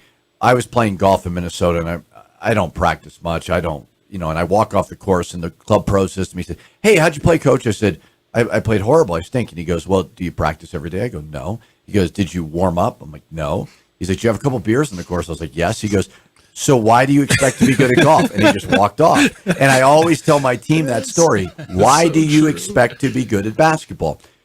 What you do on a daily basis needs to show. And when you have older guys that do that, it really helps. I used to coach with a guy named Mike Danoff who passed 2 years ago, who I talk about all the time. And he taught me so much. I thought he was a great AAU coach, great youth coach. And he always used to tell him, you practice like you play. He told him every day, you practice like you play. And I hear you talking about little victories and habits. And I'm going to tell you, and I've told JJ this, one of the things I've been most impressed with you is your demeanor, right? You don't get too high or too low. On the sidelines has been very rare. You got a technical at Wyoming in your first year, right? Yeah, I lost it there. Yeah, that's right. That was a time when you lost that once. But for the most part, big victory. Everybody's fired up, and you put it in perspective. Is that a veteran in you? Did you have to learn to be that way? Yeah, definitely. I had to learn to be that way. And I was talking to you about this before. I think that now more than ever, it is so very important for a coach to have the right mindset and demeanor, because you can't get too high and you can't get too low, and you can't get distracted by social media mentions and, this person tweeted something bad about me. I told somebody the other day, I said, we're all actors in a play. That's right. Like, does it really matter? Like, there are people on Twitter going after Nick Saban and Bill Belichick. If you're in this profession, that is what's going to happen. Anything in the public eye. It just is what it is. Yeah. And so I do think it has been acquired over time. I just try to get myself, I think it's so important as a coach to find a way to have the most energy possible on a daily basis, and don't do anything that zaps your energy. JJ said earlier, you got a great backcourt. Everybody knows about that. Then you add to that. You said earlier, JJ, that you think this year, even with the losses, that the additions of Nelly and Mustafa, that you may be better up front this year than last year. Do you think that? We'll be different. Now, I think Morris was a really good player. I think we had 3 terrific players very early in a rebuild process. Sometimes that teases you because you're like, you got 2 all-conference guys. Morris was newcomer of the year, whatever he was, or he might have been all-conference as well. You should be really, really good. I thought we were good, obviously, but Morris is a great low-post threat. I think we'll be able to play. I think the frustration last year at times, besides the defense, which we know needs to improve, was although offensively we led the conference in scoring, it wasn't always team basketball. Fair. I think we'll be able to be a little bit more ball movement, 4 guys that can shoot at all times. It's hard when you play a 4-man who can't shoot, in Josiah. Not that he can't shoot. But, no, but you got him more than 6 feet away from the basket, and they knew he wasn't a threat. Yeah, so now you're going to have 4 threats on the court at all times, and maybe even 5, depending on what we play. So we'll have more versatility and depth for sure. I know as you start to sell season tickets and fans look ahead, so waiting on, you got to sign contracts for that, but in your mind, how do you feel the schedule just sets up for the development of your team with what you want to do? Yeah, I mean, so we should be able to release. We're done. We weren't done. We got done last week, but now we're waiting on the Mountain West. We were going to release it, but we're like, let's just wait till the game times and everything with the TV stuff. So it should be released here next week or two. It was challenging. We wanted to get home and homes here. We want our fans. I've said before, there's not a lot of places that care about college basketball in November and December. They normally wait until January after football is done and after the holidays. Our place cares, so whether it's bringing in Iona, like Iona doesn't come unless my dad's coaching, right? But that was a game I didn't love to play because of all the media stuff was annoying, but you got to do it because you're getting over 14,000. And every time we pack the pit, like that is a community experience that I don't take lightly. So you want to do it for the fans. You want to do it for your team. And you want to do it to put yourself in a position to go to an NCAA tournament. Our schedule did that last year. I think we'll be tested again and hopefully be playing our best basketball by Mountain West play. All right, lastly, this isn't fair to throw it at the end because I know you got to be down the hall in about 3-4 minutes, but the conference realignment and the uncertainty, you don't know, I don't know, none of us know where it's going to all land. But how does that affect, or if at all, what you do on a day-to-day basis? And as someone who loves college athletics like you do, and I know you love the tradition, I hate it. Like, I hate what the Pac-12's gone, but where are you with this? I hate it. Yeah, it's horrible. I mean, the fact that the premier West Coast conference could fall apart because of football and TV, like that, it's horrible. But listen, as much as we don't want to believe it, it is a business. Football is driving every single decision. I don't know why football can't just break off and all the other sports can. Would you be all right, though, if you're playing in a league with San Diego State and they're getting $15 million more in their athletic department because of football, so they've got that much more going in their facilities? Would it be a level playing field? Well, it's never going to be level. I mean, I spent 8 years in the Big Ten, and it's never, ever level. I think at the end of the day, your university has to compete and fight for what, although we're Mountain West partner, we got to fight for the most money and the most resources and whatever it may be. So I like the stability of the Mountain West. I don't know where the Oregon State, Washington State thing is. It makes the conference makes a lot of sense to me regionally.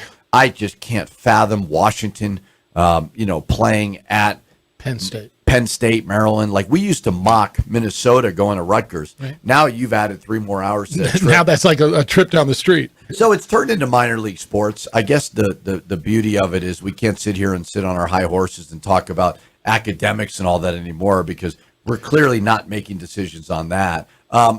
I still am a bit of a traditionalist. Like, I recruit these guys because I want to see them get their degrees. But it's getting harder and harder for sure. Let's have this conversation. I want to do it more when we have some more time. Appreciate you stopping by. Have a great season. I know we'll talk a bunch during the season, but thanks with this for this and doing this. Let me let people know about the sweet deal. It's Lobo season tickets. Women's basketball for just $110 for all the home games. Men's basketball, $306 per seat for all the home games. There's only 75 available for men, 50 available for women. Goes on sale on our website, sportsanalabq.com, right at 9 o'clock. Click on the sweet deal icon and take advantage of that. Richard Pitino in studio. Great to see you. Thank you. Appreciate it. The opening drive on 95.9 FM and AM 610, the Sports Animal. Proud supporter of ProView Networks.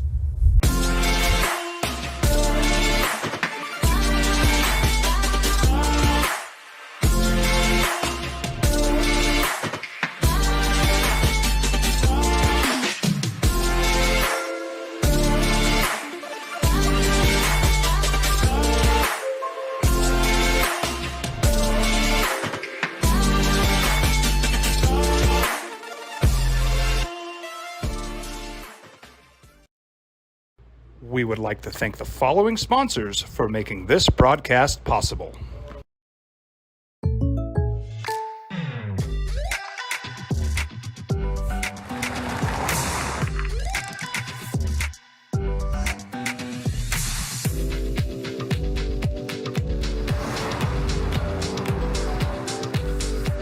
For your surprisingly great rates, contact your local State Farm agent today.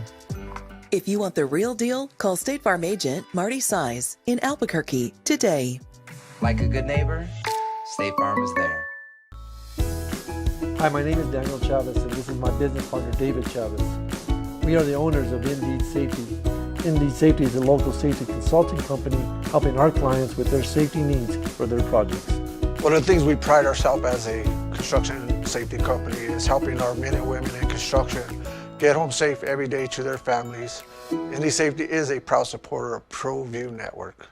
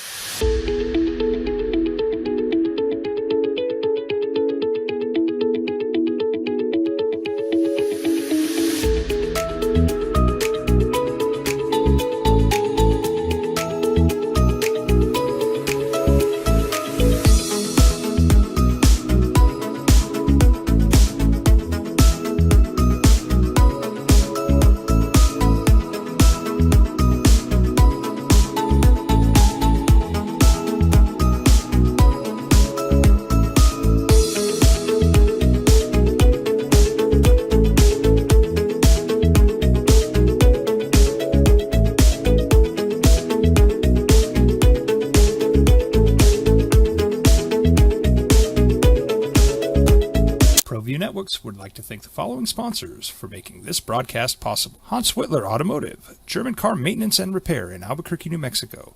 Call 505-294-7684 or visit hanswhitlerauto.com.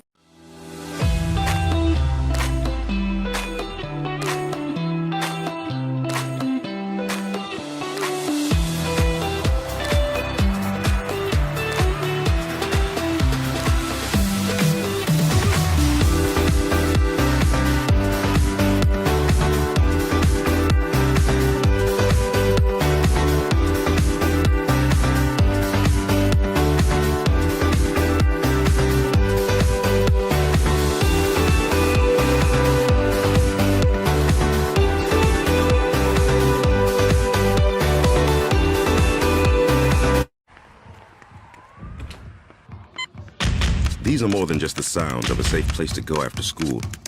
These are the sounds of interest being ignited and of mentors making an impact. At Boys and Girls Clubs, we don't do just one thing. We do whatever it takes to meet the needs of every kid who comes through those doors. Because whatever it takes is what it takes to build great futures.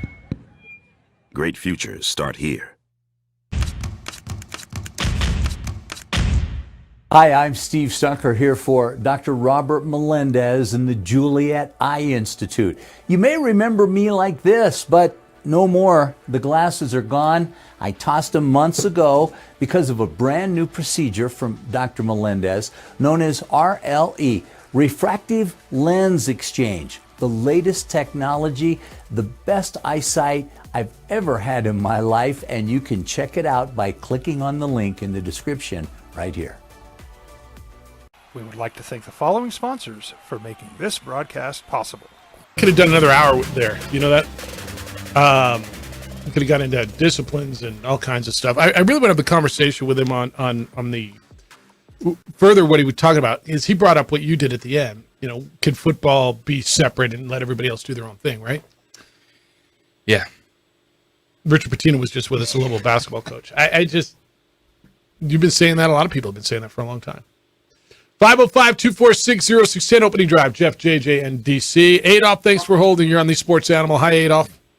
Hey, thanks for taking my call. You know, when I first heard about Diego Pavia's act of peeing on the UNM logo at the indoor practice facility, I thought this young man has no idea that he represents by virtue of his being a student athlete.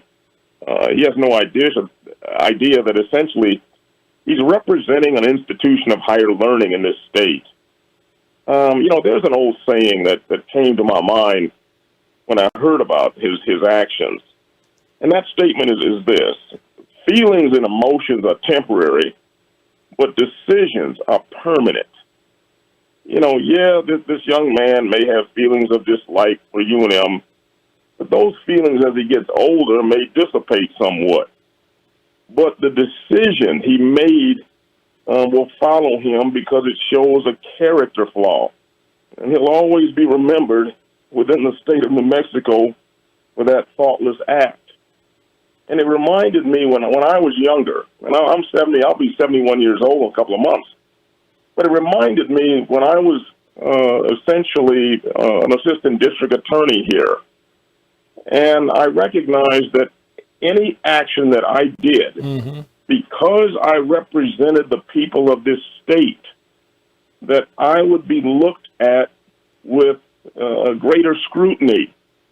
And obviously, this young man, he hasn't come to that realization.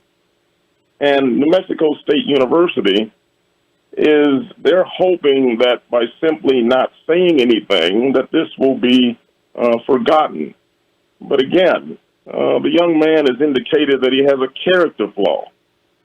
And unfortunately, I find that as a young person matures, they look back and they ask themselves the question, why did I do that? So that's all I have on this. Again, I appreciate it. Emotions and feelings are temporary, but decisions are permanent. That's fair. I'm out. All right.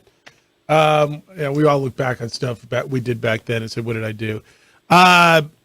Email Jeff at sportsanimalabq.com from AC. Hey, Jeff, careful with the snake oil salesman from Phoenix. He has an unhealthy infatuation with Mario. That dude tries to bash him anytime he can. He has as much allegiance to NMSU as I do Ohio State. Sid says, shh, don't tell anybody, Mr. Symbieta. Sid urinated on University Arena. It was 1991. I was at a Beach Boys concert at Albuquerque Sports Stadium. The place was packed, which meant long restroom lines. In those days, you can go in and out just by showing your ticket. So instead of waiting, I walked across the street and did my business on the west wall of the built. It's from Sid. Okay, I won't tell anyone, Sid. And apologize right now. Yeah, yeah. And then there's Mud. Mud says, you, the Sports Animal Opening Drive show, are adding fuel to the fire. It doesn't help that Symbieta has his head so far up an Aggie's arse. It's pitiful. You are blaming the media for this idiot QB's actions. Even JJ yelled at you. Cut it out. Interpret it as you will. Because I don't hate them like you do. Because I don't have the bias that you do. And thank goodness I don't. Mud, you're so insanely wrong. And we're not adding fuel to this fire. We JJ and I have known about this for, I don't know, for a while. It's out there. Someone brought it up yesterday. I asked the coach if the quarterback would be available in the first quarter of the next game. But if that's how you take it, thank goodness I don't think like you do. I don't want to be the miserable human you are. But you want to sit here and bash me and do like you do on social media, knock yourself out. I don't care. But I've never. It says you're blaming the media for this idiot. No, I'm not. JJ, flat out, you said this isn't the media's fault. This is a video of this young man doing it. This is on Diego. This is a bad look for everybody. I'm not explaining it away for him. I'm not it's a bad look. I know you want me to bash everything that's not what you think. And that's this whole thing, right? If I don't think like you can think differently than me and tell me differently. That's cool, but I can't have a different opinion than y'all. I'm paid to have an opinion. It's what I do. They've allowed me to do it on this station for 15 plus years, in this market for 27 and a half. And I'm going to continue to do it the way I do. And Mud, you don't like it. I don't give a damn. But somehow you hate listen every single day. So, JJ, I mean, we're not adding fuel to the fire. We're having a conversation about a story. I didn't make the story up. Did you make the story up? Did you No, produce I the did video? not. Did you make it up? Not planted anywhere. Yeah. Look, I told you, I don't think it's that big of a deal. But I don't think it's nothing. I don't think the young man should be kicked off the team. I think he should probably have to sit in front of a camera and apologize. But Mud, I'm not biting. I'm just not. You can take your vitriol and go pitch it to someone who gives a damn, because I just flat out don't. 505-246-0610 is how to get here. 888-922-0610. All right, we're going to do Red Zone at 9 o'clock. You good with that? Absolutely. You heard Joe Namath right before Richard Pitino. Did you know that I knew he was a Yankee fan. Did you know he was a Yankees? I figured Yankees Giants. That's kind of how that works in New York. It is like that. Yeah. If you grew up kind of like Queens in the island, it's not 100%, but you tend to be more Mets and Jets. And if you grow up in the city, in the Bronx, Westchester County, you tend to be more Yankees Giants. And the Giants used to play in Yankee Stadium, and that's how those two were always connected. The Jets used to play in Shea Stadium, and so that's how that's always went. But that was cool. All right, when we come back here on The Sports Animal, how about Ezekiel Elliott? Are you buying into his return?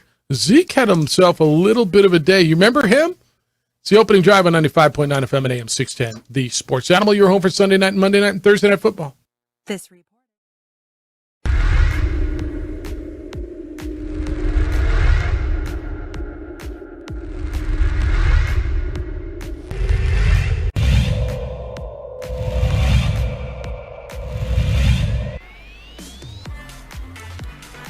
Olivas going to the corner of the end zone. Nice grab there by Josh Jackson, and that's going to be a touchdown, El Dorado.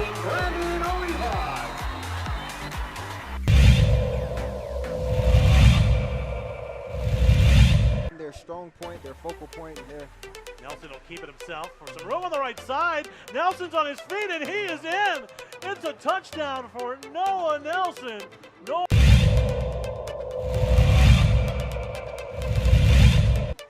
Sliding, they slid out of going out there.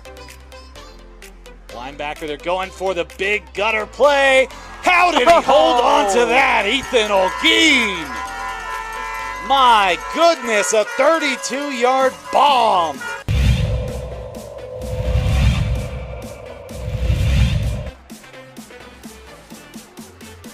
He's going to launch this one long, and it's a little bit short, but what a pull down. Fabian Trujillo. Unbelievable, this man.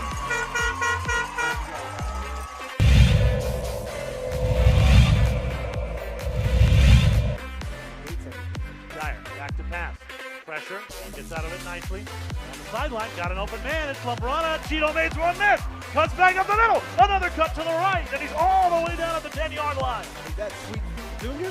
Right? That's Sweet Pete Jr. right What there. a move there by Cheeto Lambrera.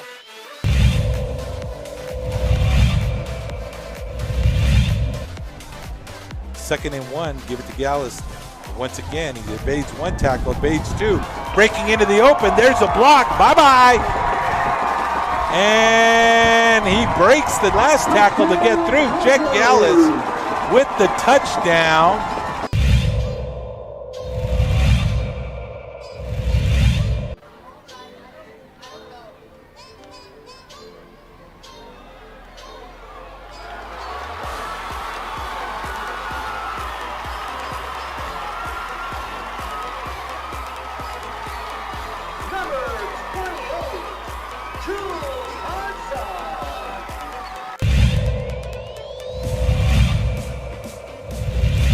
Happy with his defense so far.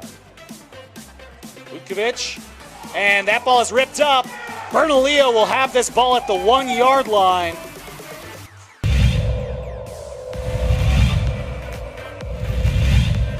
That's the extra yards for Cheeto. Dyer quickly, it's batted into the air, and it is picked off.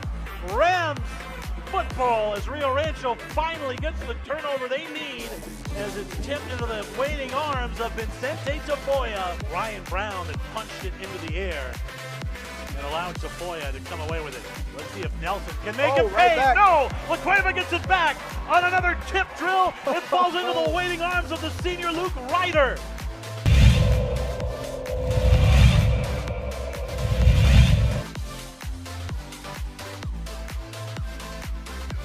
Kick is up. It will bounce into the arms of Daniel Garcia, and Garcia explodes through the middle. He dodges Castro, and Garcia will run that one back from about the 17-yard line. Call that one an 83-yard touchdown rush.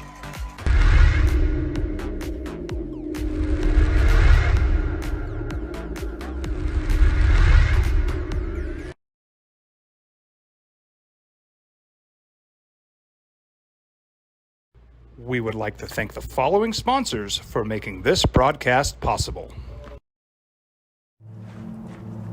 Young driver, this one. Hard to get her out. She'd been drinking.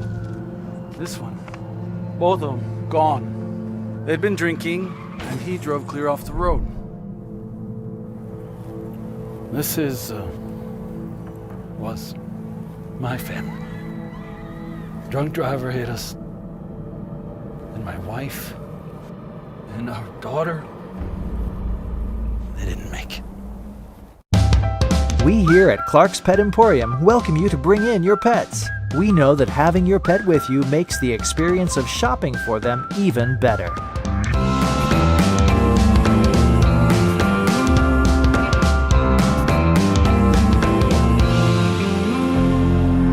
And we welcome you to bring your kids also. Clark's Pet Emporium, your pet's second best friend. Here at Clark's Pets, we understand your pets. We take meticulous time to find out more about them.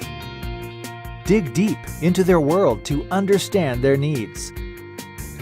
We do research for knowledge of each pet, so you can trust Clark's Pets to provide you the best products and service for your pets, because we work hard to understand all of their needs.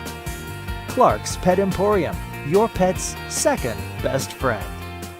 For 50 years, Clark's Pet Emporium has been your pet's favorite stop. I am Michael Ozera, midfielder for New Mexico United. Clark's support for the United is an example of their commitment to local partnerships. Clark's understands that paying it forward develops a better team and ultimately better community partners. In a Cowboy game this week, back in Texas, Patriots and Cowboys, Zeke coming off an 80-yard on 16 carry performance last week. Quote from Zeke, "It's going to be fun. I'm excited to go back to Dallas, a place where I have so much history. My home in the offseason. It'll be cool to be back in AT&T. Getting a little bit of a feel for some of the little things." He likes it. Can Zeke be a player for them? 80 yards on 16 carries is a pretty good day. Zeke can be a player for them because one thing Ezekiel Elliott can do is actually what the Dallas Cowboys were missing, and that is finish short yardage runs. And I think he's going to have opportunities, even with Ramondre Stevenson as the RB1, to get opportunities to finish some drives in the end zone. All right, let's go. You've been waiting. You got two lines open at 505-246-0610. Phil, good morning. You're on the Sports Animal. Hello, Phil. Hey, how you doing, guys? Good. Hey, I just was thinking about it. You know, Diego Pavia attended Nimi, correct? He did go to Nimi, yes. So most military academies or military schools, one of their key concepts is honor. And it's amazing that young man, and years old, that's a man. I'd been around the world twice by the time I was 20 years old. So most military academies teach honor, and it's amazing that spending 2 years there, he didn't get that concept of honor. He dishonored not just New Mexico State, not just himself, but Nimi as well, because obviously he didn't get the word honor when he was there. It's interesting. And I thought about that the other day on the military piece. I mean, Phil, thank you on that. I appreciate you. You know, you go to a military school, a military institution, it affects kind of usually, right, the entirety of your life. Can it be he made a bad decision? I mean, can he still be a good kid that made a bad decision? And I've met Diego 3-4 times. He's been on our show a number of times. I hate casting a complete pall on a young man because of a bad decision that was caught on video, right? And look, there's no defending. I'm not going to sit here and tell you it was a good move. It's not. I hate judging a young man on one knuckleheaded decision. This wasn't him going out and hurting somebody, stealing, right? Bad move, bad look. Can this still be a good guy who made a bad decision? I'm literally asking the question. That is a possible outcome in this, yes. Right? Because I want to look at the history of what he's done. He's done, since he's been at New Mexico State, pretty much everything right that we know of, right? I just look at that. The thing that troubles me is that if they caught that on video, what did they not catch? Because, I mean, peeing inside. Or was that just done for the video? Hey, man, roll on this. Watch this. I don't know. I don't know. I don't. Travis, good morning. You're on the Sports Animal. Hi, Travis. Good morning, fella. What's happening? Man, listen, it's another beautiful day in the 505, right? Yep. Look, I gotta touch very briefly on one situation that I want to talk about. Obviously the wet work incident that took place at the practice facility. But look, I gotta say, Mud, what show are you listening to? Yeah, not this one. Here on planet Earth, where I thought we all lived, I think it's really important that that Jeff, you and JJ and DC now maintain your objectivity, and then you allow us, the fans, whether that means you're a Crimson fan or a Cherry and Silver fan, to come in and be crazy, particularly for the Lobo fans, when we either lose any game or don't win a basketball game by enough of a margin, right? So you guys be objective.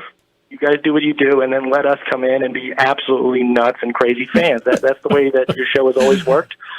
Now, to be fair, that you guys probably have some bias, but I think the bias is towards New Mexico, the state, not the institutions, doing well, right? So anytime the institutions are doing well, whether it's New Mexico State or the University of New Mexico, when those institutions are doing well athletically, the state of New Mexico does well athletically, right? That's. But the bias that you guys have is towards New Mexico doing well, and if that happens with the Aggies winning a bowl game, that's great. And if it happens because the Lobos, got it. I appreciate you. So Thanks. anyway. But, so look, I love listening. I don't always call, but I appreciate the work that you guys do. But what I will say is I completely agree with you, Jeff. I think this is just one of those situations where a good kid made a wrong move. But the bigger issue for us Lobo fans, and it's been talked about all morning, is how any time over the last year plus that NMSU has got its hand caught in the cookie jar and has got involved in some situation where they're getting public scrutiny, the first thing and the only thing that they say about it is that federal law prohibits them from making any comments about disciplinary actions that they take against their students. And that's all we see, that's all we hear. And that's fine if that kid, if that student is nothing but a student. But in other institutions, they talk regularly about benching players or sitting players for some reason, and there's no reason why NMSU can't do something similar here if they're taking a disciplinary action in order to correct a behavior. And yeah, the incident alone, he urinated on the field, looked not a big deal on its own. But in light of everything else that has happened, in light of NMSU's track record, their public track record, and obviously you heard me a lot last year when that whole situation unfolded last year with UNM and MSU. Yep. This just looks bad, and they need to take a different approach. All right, man. Thanks, guys. Thanks, Travis. All right, music's going. I got two lines open. We may push Red Zone back one segment because you guys got a lot going on this. 505-246-0610. It's the opening drive. If you want to continue on that, you can. We got a Red Zone that we got to get through with some really good NFL conversation on that. And what did you see? I want to be selling Travis Kelce jerseys these days. I mean, that's where the money is. It's the opening drive on 95.9 FM at AM 610, the Sports Animal, your home for Sunday night and Monday night and Thursday Night Football. We would like to thank the following sponsors for making this broadcast possible.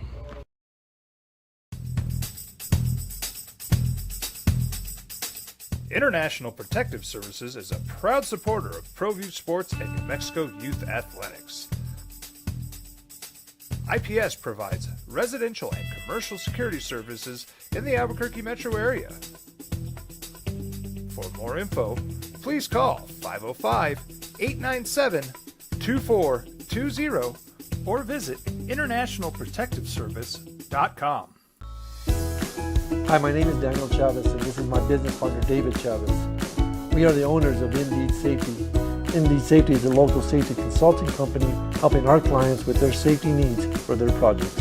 One of the things we pride ourselves as a construction safety company is helping our men and women in construction get home safe every day to their families. Indeed Safety is a proud supporter of ProView Network.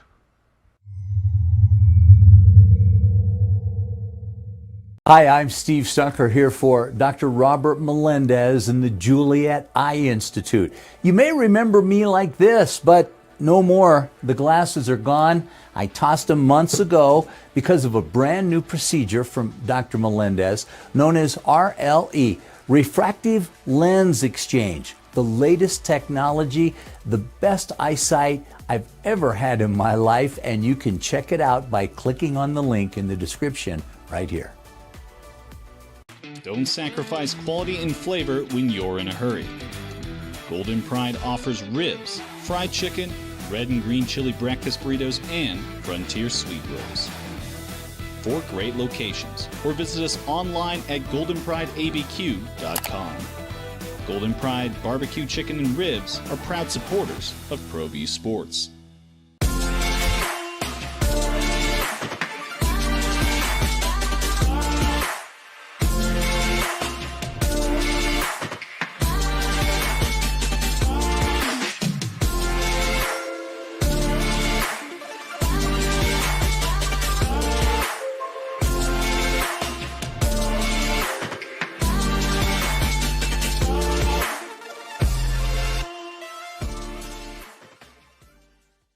Here at Clark's Pets, we understand your pets. We take meticulous time to find out more about them. Dig deep into their world to understand their needs. We do research for knowledge of each pet, so you can trust Clark's Pets to provide you the best products and service for your pets, because we work hard to understand all of their needs. Clark's Pet Emporium, your pet's second best friend. For 50 years, Clark's Pet Emporium has been your pet's favorite stop. I am Michael Azera, midfielder for New Mexico United. Clark's support for the United is an example of their commitment to local partnerships. Clark's understands that paying it forward develops a better team and ultimately better community partner. When you need pet food and supplies, Clark's is always the best shot. Locally owned and operated with 2 convenient locations. Go United! ClarksPets.com.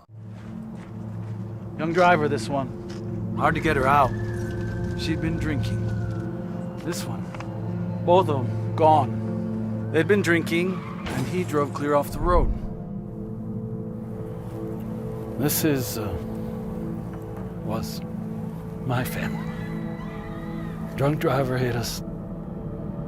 And my wife and our daughter, they didn't make it. We here at Clark's Pet Emporium welcome you to bring in your pets. We know that having your pet with you makes the experience of shopping for them even better.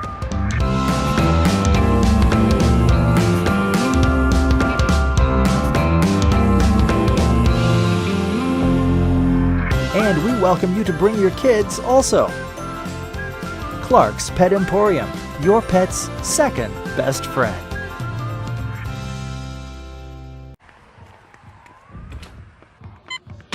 These are more than just the sounds of a safe place to go after school. These are the sounds of interest being ignited and of mentors making an impact. Now, voted the best sports show in New Mexico for 5 years running. It's the OD in the AM with 3-time New Mexico Sportscaster of the Year, Jeff Symbieta and JJ Bond. A lot going on this morning. If you want to hear what Richard Pitino had to say, that'll be posted on our website, sportsanimalabq.com. He was in studio for a couple segments with us, and good conversation. We got a sweet deal that just went live for Lobo basketball season tickets. It's on our website, sportsanimalabq.com. and click on the sweet deal icon. Half off Lobo basketball, men's and women's season tickets, and you can go take advantage of that. We've been having a lot of conversation about the video that was on Channel 4 on Sunday night. Channel 7 ran the story last night about New Mexico State quarterback Diego Pavia and what appears to him being urinating on the Lobo logo in the indoor facility, and a lot of emotion on both sides of this. And I told you, JT and I somewhat feel the same way. It's not a huge deal, but it's a deal. And is this the character of the young man? Is it a knucklehead, 20-something-year-old that made a bad decision? And I've said it feels like everything Diego's done publicly since he's been at New Mexico State, I feel like it's pretty good. Can this be a good kid who's made a bad, like it's just a bad look, right? Greg Stark was one of his coaches at Volcano Vista and called in. And Greg, appreciate you calling in. Good morning to you. How you doing? Good, sir. Weigh in on this. Yeah, please. Yeah. A lot of people are forgetting where Pavio came from. Originally a Rio Grande, South Valley young man. Yep. Went to Pius. He's also a state championship wrestler from this state, which creates a lot of he's an aggressive ball player. And if you watch the way he plays hard. He's a kid. I lift weights with him in the summer, and I've seen so much improvement in this young man as he came along. Originally, he wanted to go to Oklahoma. He wanted to be a doctor. He wanted to play for Oklahoma. He didn't even get an offer anywhere in this state. Went to NIMI. They did a great job with him. He did a great job there, and he is a quality young man. It's just a bad decision. A bad decision by a really good kid. And I just hope everybody can see it that way. It's nothing. He's somebody that we should be very proud of. But, of course, the university needs to hold him accountable for what he did. And hopefully this thing will all work itself out and people can see him for who he really is. Hey, Greg, you know him better than we do. Would it behoove him, do you think, just to sit in front of the camera and just apologize, say, I'm a bad move, man? Absolutely. Yeah. Absolutely. I think they should have done that. Got him right out there and if I bet you it's so regrettable to him, and you'll see it in his face, and he'll just, I don't know. I have a friend that's retired FBI agent. He says the difference between a felon and a regular everyday person is about a 15-minute decision. So we all make bad decisions in life. We've all made silly decisions. He's a kid. He's still a kid. Yeah. And I think people forget that. And when you're competing and get pumped up, and then you're getting pumped up by everybody else around you, and you feed into it. Well, sometimes, but this wasn't in the middle of competition. You recognize that, but I appreciate the perspective, Greg, because it's everything we've known about him and everything people I know him say he's a great kid, and it sounds like a good guy made a bad decision. Kid. Yeah, Greg, appreciate you. Now, thanks for listening, and thanks for calling in and with the perspective. Appreciate you. Thanks. So that's someone who knows him, who's coached him, and backs up that part of the conversation. All right. Rudy, good morning. You're on the Sports Animal. Thanks for holding. Hey, good morning. So I think I can break this down, Jeff, and here's what irritates Lobo fan, okay, is the Aggies want all of the publicity. They want to come to Albuquerque. They want a fan base. There's no radio show that says anything about the Lobos down in Las Cruces, is there? I don't know. There isn't. So they come here to Albuquerque town. For how many years was sports talk just basically about the Lobos? So I understand where you're coming from. Heck, I don't have a problem with it, okay? Maybe the answer is the Sports Animal has their own hour show just for Lobo fans. And their own hour show just for Aggie fans. They do. It's called Lobo Talk. It's every Thursday night. No, I'm talking about a call-in show for fans, not the coach's show. And I here's the deal: they want all the publicity. Then when something like this happens, they don't want to take any of the heat. I think that's right. Okay, and there is heat on this, and there's going to be more heat because that's not just a prank; that's a crime. You know that, right? What's the crime? I don't know. Urinating in public is a crime. Yeah, I guess that's right. So it's okay. Urinating and defacing public property is a crime. That's why they criminalize it. So it's not just a prank. It's not just a kid doing something. And it shows leadership, and I'm just going to say it this way. When I was in a fraternity in college, they wanted me to go steal wood for the homecoming display. What do you think I told them? Absolutely not. It's not a prank. It's not a college prank. It's a crime. I'm not going to get involved in anything that could be considered a crime. He should have had the same type of leadership, and that's what bugs me about this whole thing. Now, New Mexico State just falls back on, we have to protect the privacy of the student. Hey, when you decide to be a college athlete, you decide to be different. And there's a different set of rules that apply because you're not only representing yourself, you're representing the institution and indeed the whole state of New Mexico. And it's embarrassing and disgusting. And I still, it was hyperbole yesterday because we're never going to be able to say, we're not going to play New Mexico State anymore. You know that, Jeff. Right. I know that. That was hyperbole. But and for those Aggies, that means an overstatement, okay? So we're going to have to keep playing them, but they need to equalize the field. And they want heat. Here comes the heat. Got it, Rudy. Thank you. David, thanks for holding. You're on the Sports Animal. Hi, David. Hello. A couple of things. It's obviously worth asking, how do we punish people, number one, in particular punish stars against the comparative average person, number two, but kind of riddled through this whole conversation is how do we approach and deal with the behavior instead of the person? Obviously, cross-section of society, you can say, this person's doing wrong, they're a bad person, when ultimately they did something wrong. There's worth distinct in ultimately saying, okay, they did something bad versus being a bad person. Related to that, my question is kind of off the charts. What's happening with the Deion Sanders thing now that they got their butts handed to them by whatever? Has their national ranking lowered? Is ultimately his profile ultimately changed? So their ranking is lowered. They're out of the top 25, but his profile is still huge, and they're the big Monday game, and Fox is bringing their pregame show to Boulder this weekend, and he got whooped. And he might get whooped again. They may get whooped again this weekend, David. And thanks for the call, David. They may get whooped again this weekend. But has his profile changed? No. His profile. He's on more commercials now than he was last week. This one, they're gonna have to eat it a lot because Oregon put out a video, and it wasn't just junk talking. Like their dudes were straight up disrespecting people pregame. Like saying, I'll beat you and your coach's bleep. Oh, I didn't see that. Oh, yeah. So Like, Oregon it's stuff, if I'm Deion, like, I'm straight up going to my dudes. No, Colorado did. Before the game, CU players walking up saying, we're going to beat you and your coach's bleep. Like, I'll take any of you. Wait, the Oregon players were saying that? No, Colorado players were saying that to Oregon. Oh, really?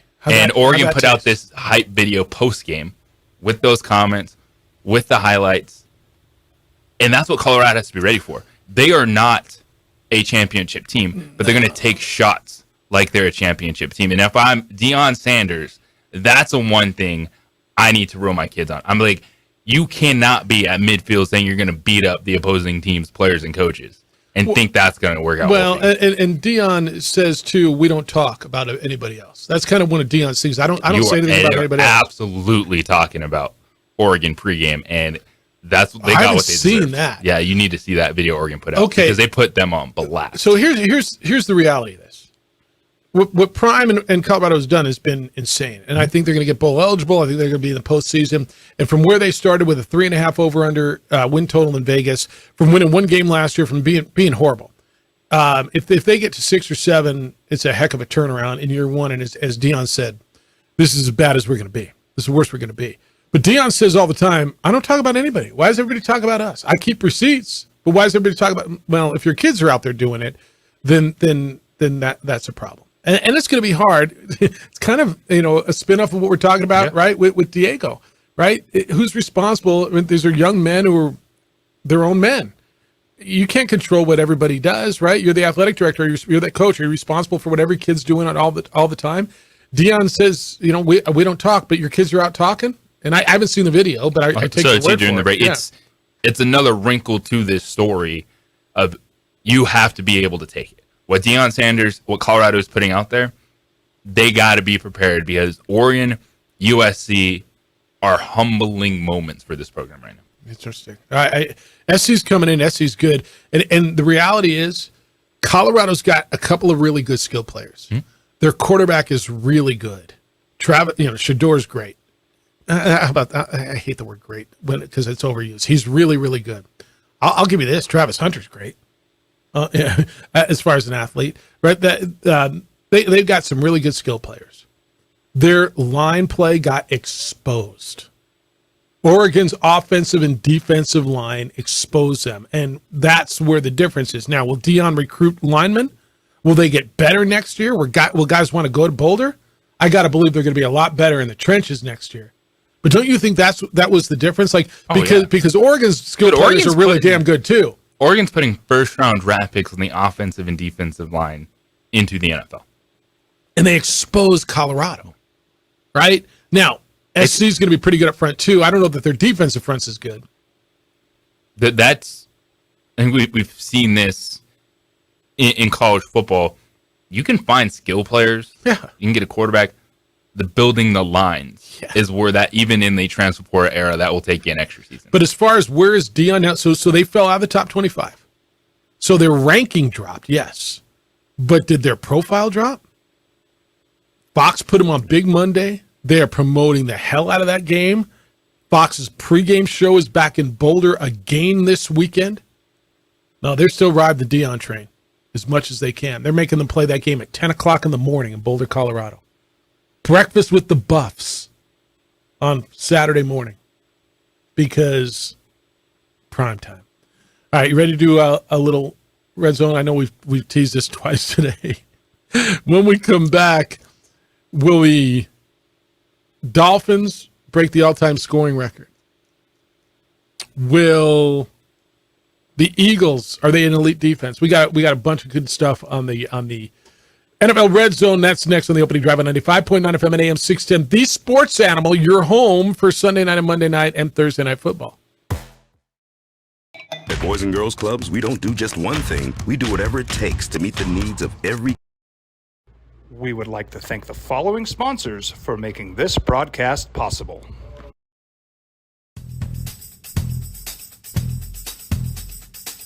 International Protective Services is a proud supporter of ProView Sports and New Mexico Youth Athletics.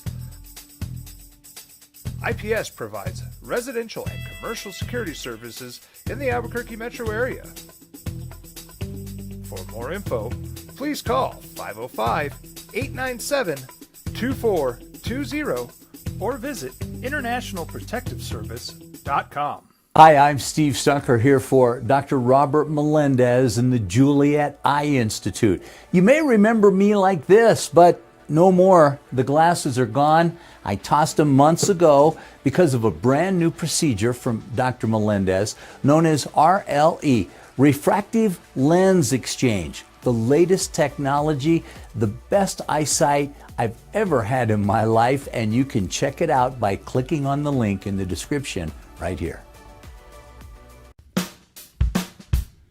Well, I'm going to the frontier, walking to the cashier, order up a root beer and a number one. Cover it with green stuff, one scoop is not enough. Find a booth is real tough, back by the Duke. Meet my family, meet my friends in the quirkiest restaurant I have ever been. All of Albuquerque's favorite spot, it's the Frontier Restaurant. The Frontier Restaurant is a proud supporter of ProView Networks. These are more than just the sounds of a safe place to go after school. These are the sounds of interest being ignited and of mentors making an impact. At Boys and Girls Clubs, we don't do just one thing. We do whatever it takes to meet the needs of every kid who comes through those doors. Because whatever it takes is what it takes to build great futures. Great futures start here. Don't sacrifice quality and flavor when you're in a hurry. Golden Pride offers ribs, fried chicken, red and green chili breakfast burritos, and Frontier sweet rolls. 4 great locations, or visit us online at goldenprideabq.com. Golden Pride Barbecue Chicken and Ribs are proud supporters of ProView Sports.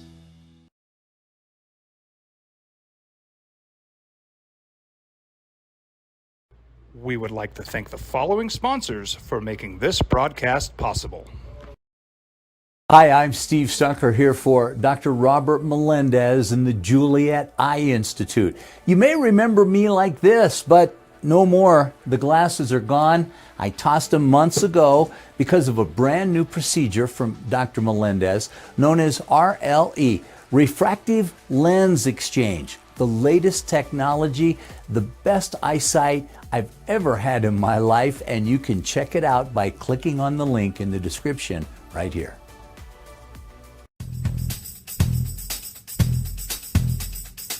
International Protective Services is a proud supporter of ProView Sports and New Mexico Youth Athletics. IPS provides residential and commercial security services in the Albuquerque metro area. For more info, please call 505-897-2420 or visit internationalprotectiveservice.com. ProView Networks would like to thank the following sponsors for making this broadcast possible. Hans Whitler Automotive, German car maintenance and repair in Albuquerque, New Mexico. Call 505-294-7684 or visit hanswhitlerauto.com.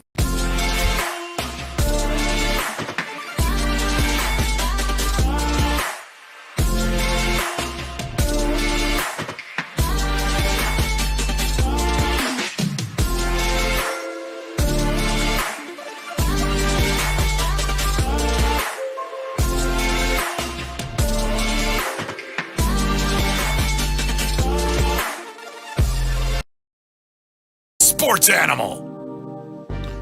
Text line 505-246-0610 here at the Sports Animal. This is Jeff and JJ. Great interview with Coach Patino. Thank you. He brings up a good point. Why can't college football break off and do their own thing? It's from Ronnie. You can listen to that conversation wherever you get your podcasts on our website, sportsanimалabq.com. Click on the opening drive, and it'll be there for you. We did that at the end of the conversation. I really want to get into that conversation with him more because I said, how would you feel about playing the same league as San Diego State? They're making $15, $16, $18 million more in their athletic budget, right? I mean, it's a whole nother game. But he brought up that point, like you've talked about it a bunch of times. It already is a whole nother game. Mm-hmm. It already is. All right, whole nother game last night. Bengals beat the Rams 19-16. The Buccaneers fell to the Eagles 25-11. Leads us into a now complete week 3 and a red zone. How much you want to make a bet I can throw a football over the mountains? Are you crazy? I'm saying you're a football player. Oh, yeah. I'm going to Tom Brady this game. You're in the red zone with Jeff Symbieta and JJ Buck. Let's go, baby! It's first and goal. Dating back to 1990, just 4 of 158 teams that started 0-3 made the postseason. That's 2.5%.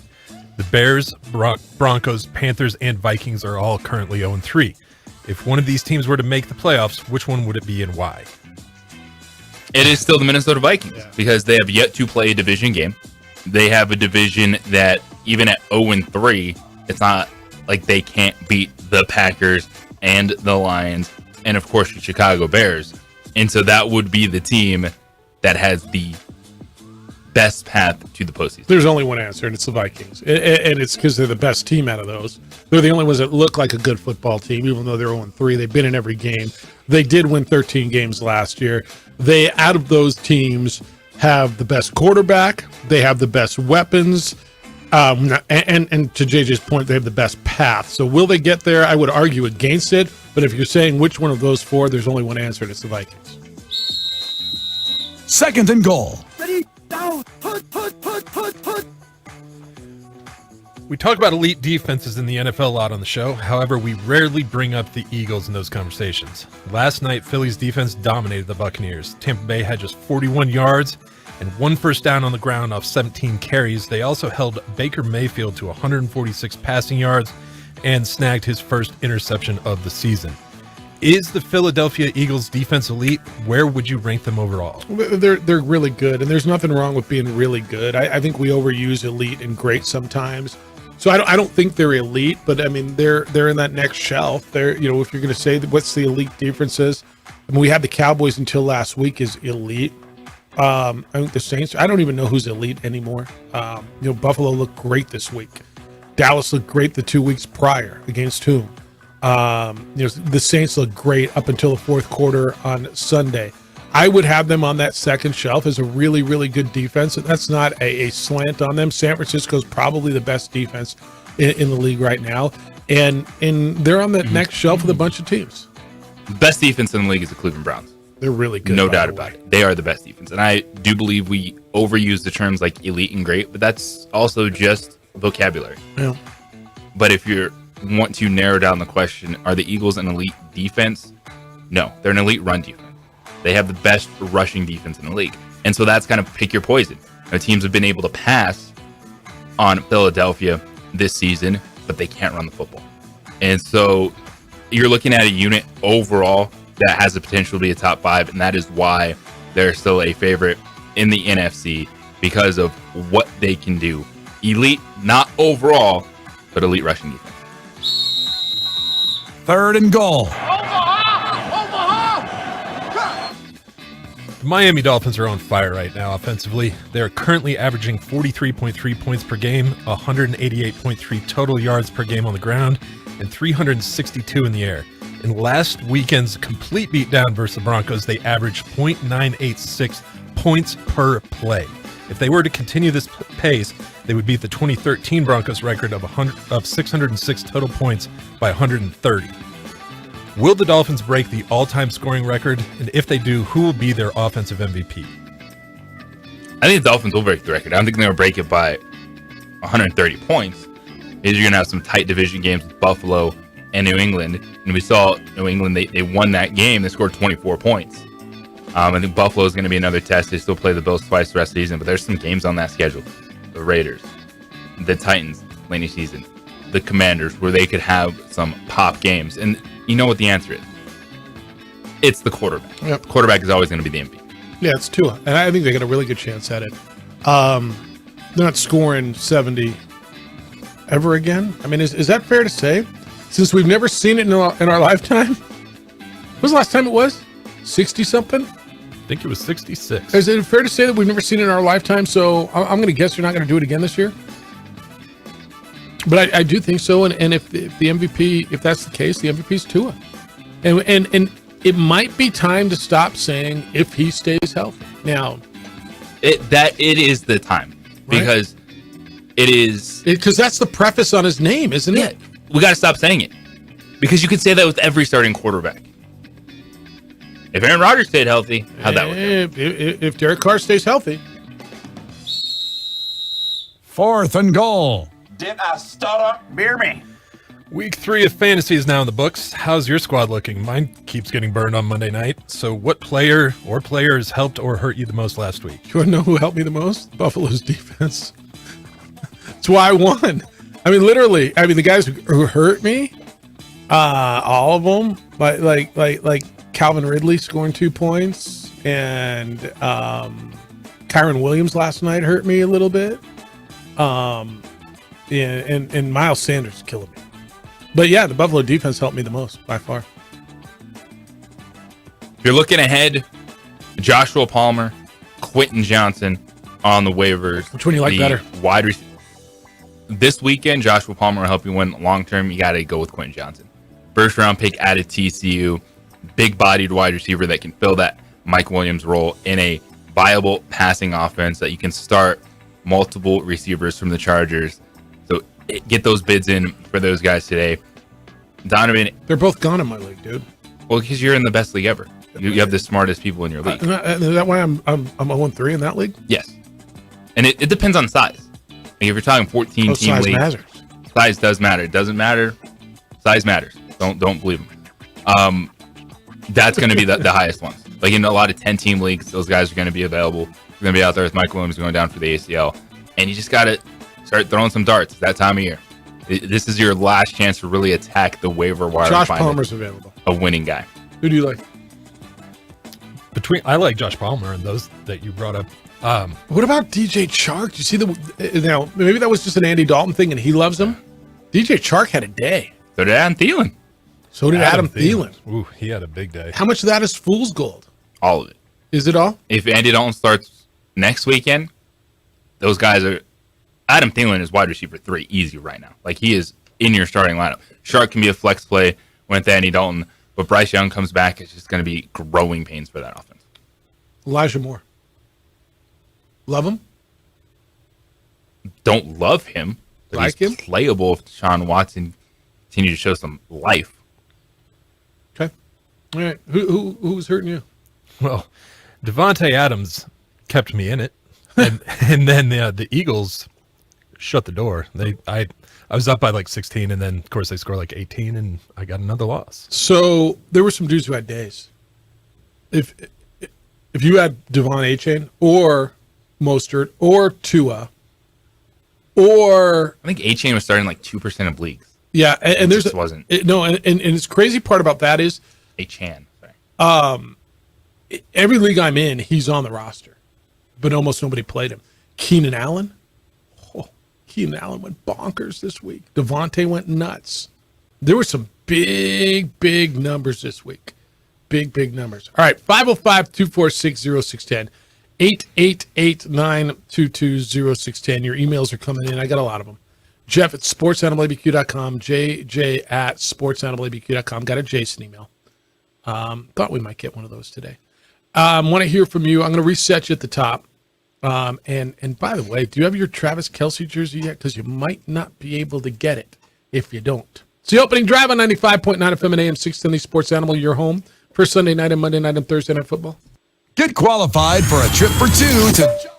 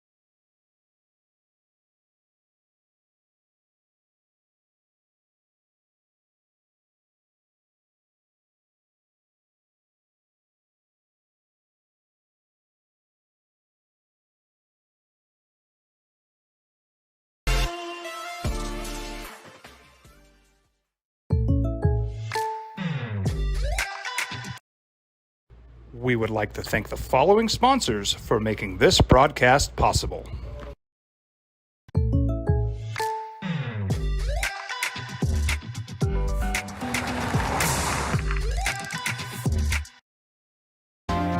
So my daughter, as you well know, is a Swiftie, right? She loves Taylor Swift.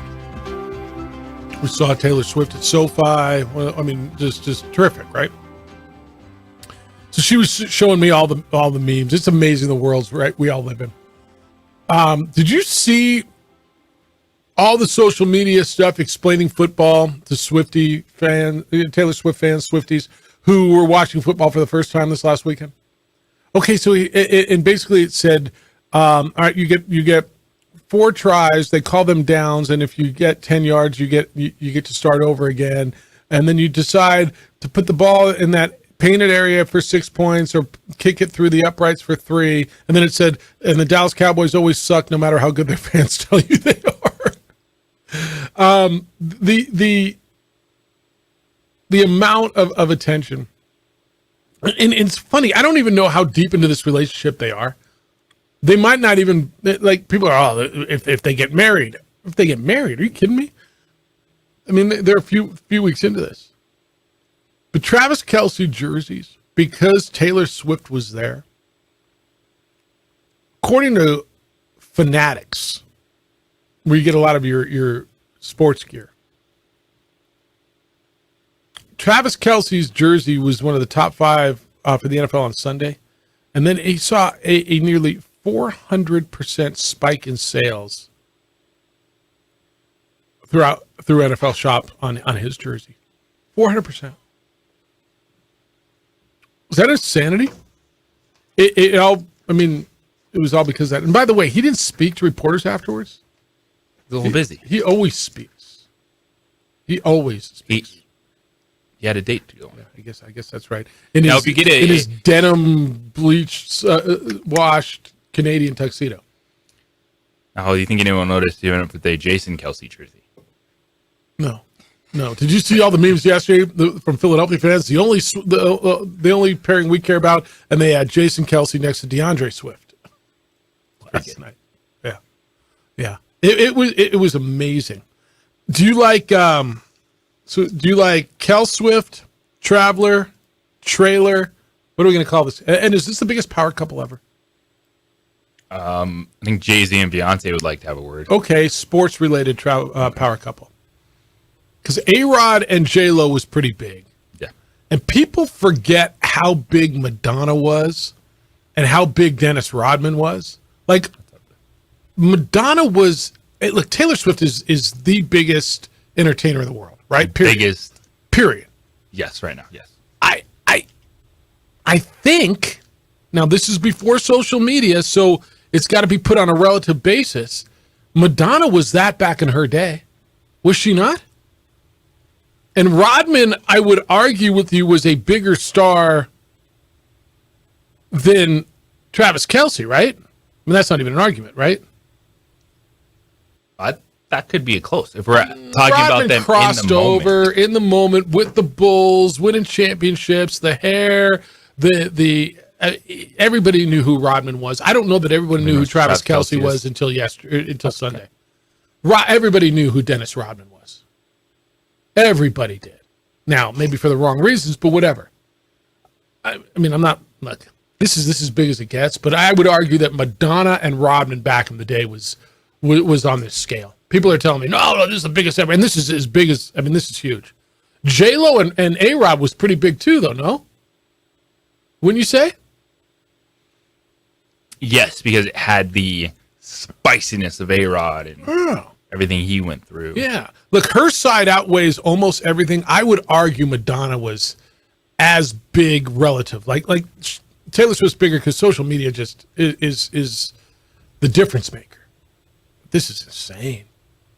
And from everything I understand, they're like barely even dating. They're not deep into this relationship, and they're just kind of just hanging out and just whatever. Dipping your toes in the water. Yeah. She was hanging with his mom, though. No, that's right. That's a big deal. And they were evidently, I guess they had a rooftop bar, and they were making out all night because the helicopters were hovering, and they all saw it, and whatever. Good for them. The helicopters are hovering. Yeah, no, I'm not telling you this ain't a big deal. I'm not telling you. Yeah. All right, let me get you a Jason email. You want that? Good morning, OD. Lobo fans calling this morning for their pound of flesh. I will give you some red meat. In response to Diego Pavia going R. Kelly on the Lobo logo, was it stupid? Yes. Was it classless? Yep. Senseless, sophomoric, dumb? All three, absolutely. Should he apologize? Heck yes. But this assertion that Lobo fan is innocent and has never thrown rocks, talked smack, been that toxic fan, etc., shows being detached from reality. There are toxic people and players who take it too far in every fan base. UNM and NMSU are not exceptions. I remember a Louisville basketball player, Corey Magnault, and some teammates who disrespected Aggie players, coaches, staff, pregame, as well as the student section, in a game, in a meeting at the Pan Am. Louisville fans' response, no big deal. It's a rivalry. Remember that? I do. I also remember an NMSU fan being angry about the incident, but more satisfied as the Aggies won by double digits. I would ask if the outcome were different, is the conversation different? Aggie fans, the incident is a bad look. It's kind of funny, I guess. But the jokes from Louisville fans should be more funny going forward. What do you call an Aggie that can't find a bathroom? Call him a quarterback. See, he's making jokes about himself here. Maybe that joke needs some work. As far as Diego goes, Diego has a little bit of Baker Mayfield, Johnny Manziel, and this is kind of on brand. His school loves him. Opponents have dislike for him, but in truth, he should apologize. In closing, let's do this. If you can't acknowledge that both fan bases have toxic people who make questionable choices, then bless your heart and hope that someone doesn't rope you into buying a timeshare or sell you beachfront property west of Grants. Shh. Sid, you admitted to a crime. Is there a statute of limitations on said crime? Rudy?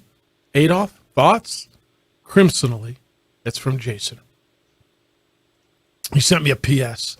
I also recall Aggie fan wanting Manigault to apologize. Did he? Nope. Did Lobo think he should? I say it was mixed as far as for and against. Maybe it's apple and oranges, but it seems closer to crimson and cherry. Depends on what you wear. It's interesting. It's interesting. Robert, good morning. You're on the Sports Animal. Hi, Robert. Hi, how you guys doing? Good. How you doing? Yeah, back to the power couple conversation. Before our time, I think the biggest power couple was Joe DiMaggio and Marilyn Monroe. That's 100%. That's about as big as it ever gets. That's so good. No, that's right. Yeah. All right. That's my comment. Thanks, Robert. I mean, how does it get bigger than okay, if Marilyn Monroe is still considered what she's considered today, she's still on posters as big as Taylor Swift is. And none of us were around when Marilyn Monroe was in her heyday. But if we know about her, wouldn't you say she was at least as big? Right? Mm-hmm. DiMaggio bigger than Kelsey?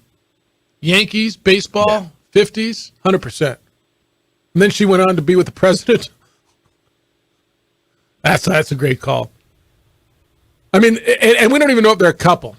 But if they're a couple, I mean, I'll go top 3 or 4 or 5, and they may be one. Taylor Swift, Travis Kelce. I just don't know that Kelce carries the weight that A-Rod, Rodman, or DiMaggio does. She sways it her way, but if you're going to throw Madonna, Marilyn Monroe, J-Lo, she's bigger than J-Lo, right? Yeah, probably. Okay.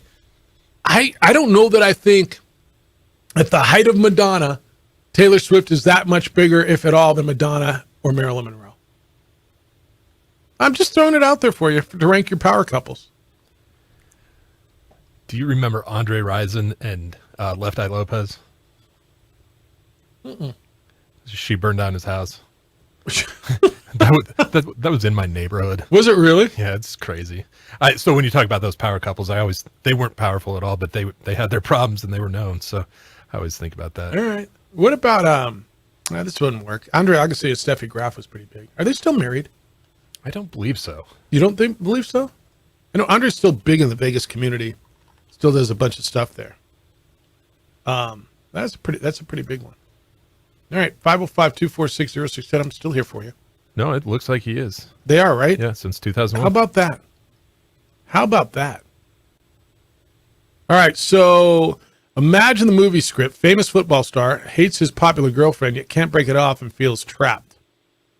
So if Kelce breaks up with Swift, is his future done? Well, she'll write an album about him, and how, yeah. I mean, that's what she does, right? Yeah, I think Travis you understands. You better know this going in. Yeah, Travis understands the outcome. Yeah. I have his son on T Swift, and then the Swifties are going to love him. Then the Swifties are going to burn his jersey. And there's 87 will be a number about something on an album or a song. and you move forward. Yeah, I think that's right. He's along for the ride. He's loving it. And all these Swifties are going to, right, they're all going to buy his jersey and then burn it. He's got to break up with her, though, right? Does he have to wait for her to break up with him? Wow, that'd be a power move if he broke up with her. It would be a power That move. would be something. Somebody once told me, no matter how hot she is, there's some dude who's sick of her. Right? And I don't know that that's totally wrong. No, that sounds very No true. matter how hot she is, there's some dude that's sick of her. Now, you guys are married. You can't say that, and I probably shouldn't say that either. I'm just saying some dude told me that. Is it and at the end of the day, if it's all for publicity, it's working because the terrible Kansas City-Chicago game was the most viewed NFL game of the week. Was it? What were the numbers on it? 24.3 million. What was the next one? I have no idea, but Fox is just like, boom, we got Dion and Taylor Swift. You all can. Fox had a week. No, Fox did not have Dion. No, but they. Yeah, they do. They've been in that rotation. Yeah, ABC had Dion this week. Yeah, that's insane. All right, we'll wrap it up. You still got time to get in. Everything you need to know as you go through your Tuesday. Again, Richard Pitino was with us. If you want to catch that, it's available wherever you get your podcasts. It's on our website, sportsanimalabq.com. Click on the not the sweet deal icon, because you can click on the sweet deal icon to take advantage of the sweet deal, which is half price Lobo season tickets, and then go to the opening drive and listen to what Richard had to say with us. It was pretty good stuff. It's the opening drive on 95.9 FM and AM 610, the Sports Animal, your home for Sunday night and Monday night and Thursday night football.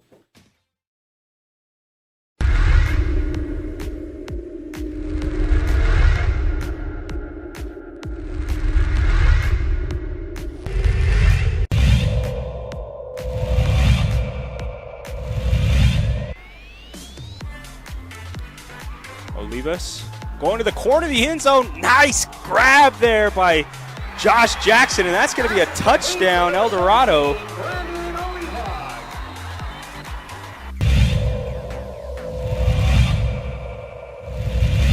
Their strong point, their focal point there.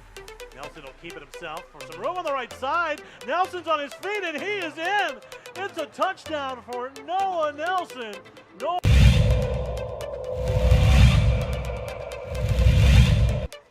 Sliding, they slid out of going out there. Linebacker, they're going for the big gutter play. How did he hold on to that? Ethan Olguin. My goodness, a 32-yard bomb.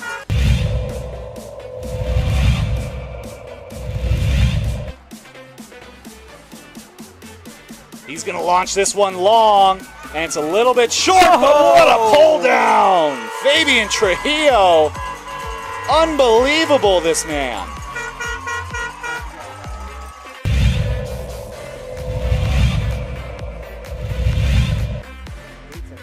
Dyer, back to pass. Pressure, and gets out of it nicely. On the sideline, got an open man. It's Lambrana. Cheeto makes one miss. Cuts back up the middle. Another cut to the right, and he's all the way down at the 10-yard line. Is that Sweet Pete Jr.? Right? That's Sweet Pete Jr. right What there. a move there by Cheeto Lambrera.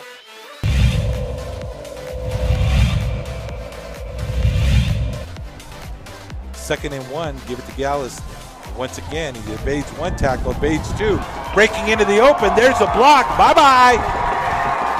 And he breaks the last tackle to get through. Jack Gallus with the touchdown.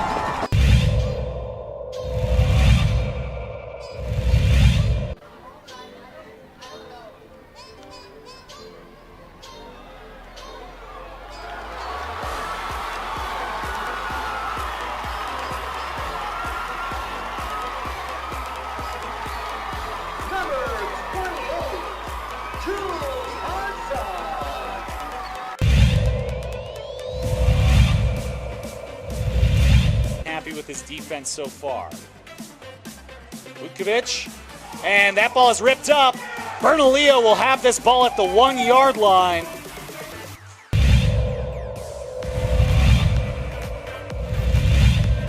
That's the extra yards for Cheeto. Dyer quickly, it's batted into the air, and it is picked off. Rams football as Rio Rancho finally gets the turnover they need as it's tipped into the waiting arms of Vicente Tafoya. Ryan Brown had punched it into the air and allowed Tafoya to come away with it. Let's see if Nelson can make it pay. Back. No! LaCueva gets it back on another tip drill. It falls into the waiting arms of the senior Luke Ryder.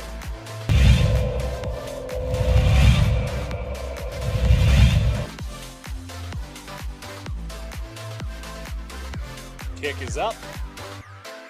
It will bounce into the arms of Daniel Garcia, and Garcia explodes through the middle. He dodges Castro, and Garcia will run that one back from about the 17-yard line. Call that one an 83-yard touchdown rush.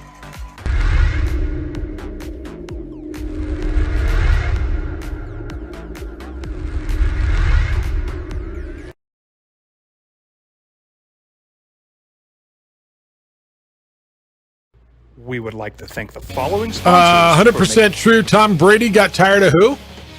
Well, that's right. Got tired of Giselle. Rest my case. Tiger got tired of, right? I'm just saying, man. I'm just saying. Adrian, I didn't know this. Adrian, the guy who produces on ProView Networks for us, our producer, says they lived up the street from Dennis Rodman when he was married to Carmen Electra. There's another power couple, by the way. Carmen Electra was popping in the late 90s. Mm-hmm.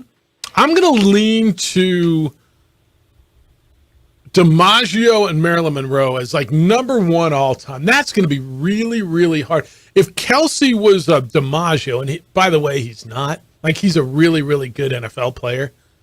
But, he's not Jolton Joe. I don't even know who is. Like, okay, if Taylor Swift was with Aaron Rodgers, that would be right. Then we could put it in that conversation. I'm not downplaying it. Good for him. Good for them. Right, Talking about first round fantasy football draft pick Travis Kelce, so put some respect on the man's name. Okay, fair enough. All right, here's what people are going to be talking about as you go through their day. Raiders defensive end Chandler Jones says that he was taken to the hospital against his will by the Las Vegas Fire Department and later transferred to a behavioral health facility last week. He was placed on the non-football illness list by the Raiders with what the team called a personal matter. He's been away from the team since Labor Day. He had a series of social media posts aimed at the Raiders and Mark Davis. But he wrote on X on Monday night, first day out, but I'm still aligned. Basically, that was his first day out of the facility. And he put a journal entry with statement of patient's rights on there. He says, I haven't done anything wrong. The police said people were concerned about me because of my posts online. It's interesting. This will be a story you're going to watch. He says, I'm confused on what I did wrong. I'm stuck here. I'm very sane. Have you ever thought about that? You ever thought about, like, people think you're nuts and they commit you and you're stuck in this facility and you're like, wait a minute, what is wrong with me? I've done nothing wrong. Do you start to think maybe there's something wrong with me? Like let's just say today they put you in a straitjacket. The men in the little white suits, they come in to take you away. Ha ha ha. Oh, they're coming to take me away. Ha ha. They're coming to take me away. No? All right. Maybe I'm. All right, people are going to be talking about Joe. That's all right. I've thought about that. I've got a lot going on. Yeah, maybe that's just a me thing. I'm good with that.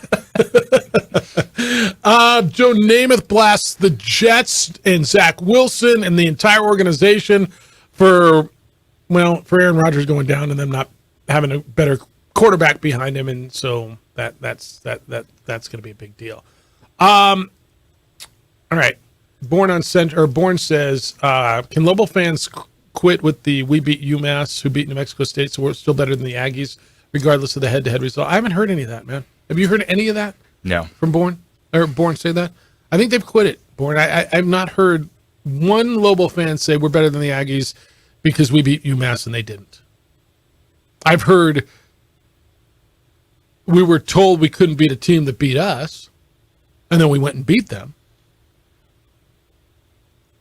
It's like the email I get all the time. I was talking to UMass fans. Where the hell did you find UMass fans around here? Do you know one?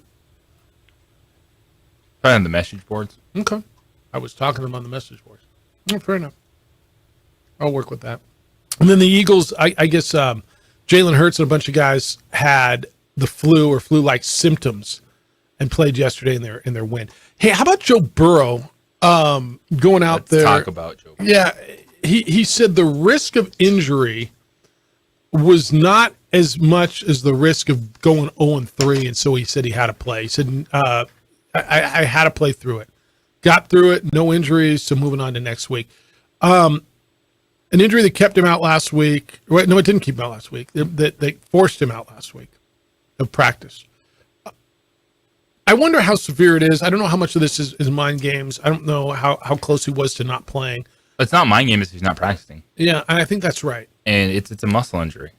And it's hamstrings, it's calf. You think about when you get a cramp in the middle of the night, how your leg feels the rest of the day. And so it's a management thing for Joe Burrow. And he's right. He's play until he can't. Like, that's where they are. Their season is on the line. If you go 0-3. And what you saw last night was the trust. And say, hey, if you're out there, we're going to call your number. We're not going to hide you. You still have to be Joe Burrow, even if you're not 100%. And it was evident they threw the football 49 times. Yeah, that's a lot. That's a whole lot. Last night, more about the Rams or the Bengals? Because it's a lot about the Rams. Yeah, it was.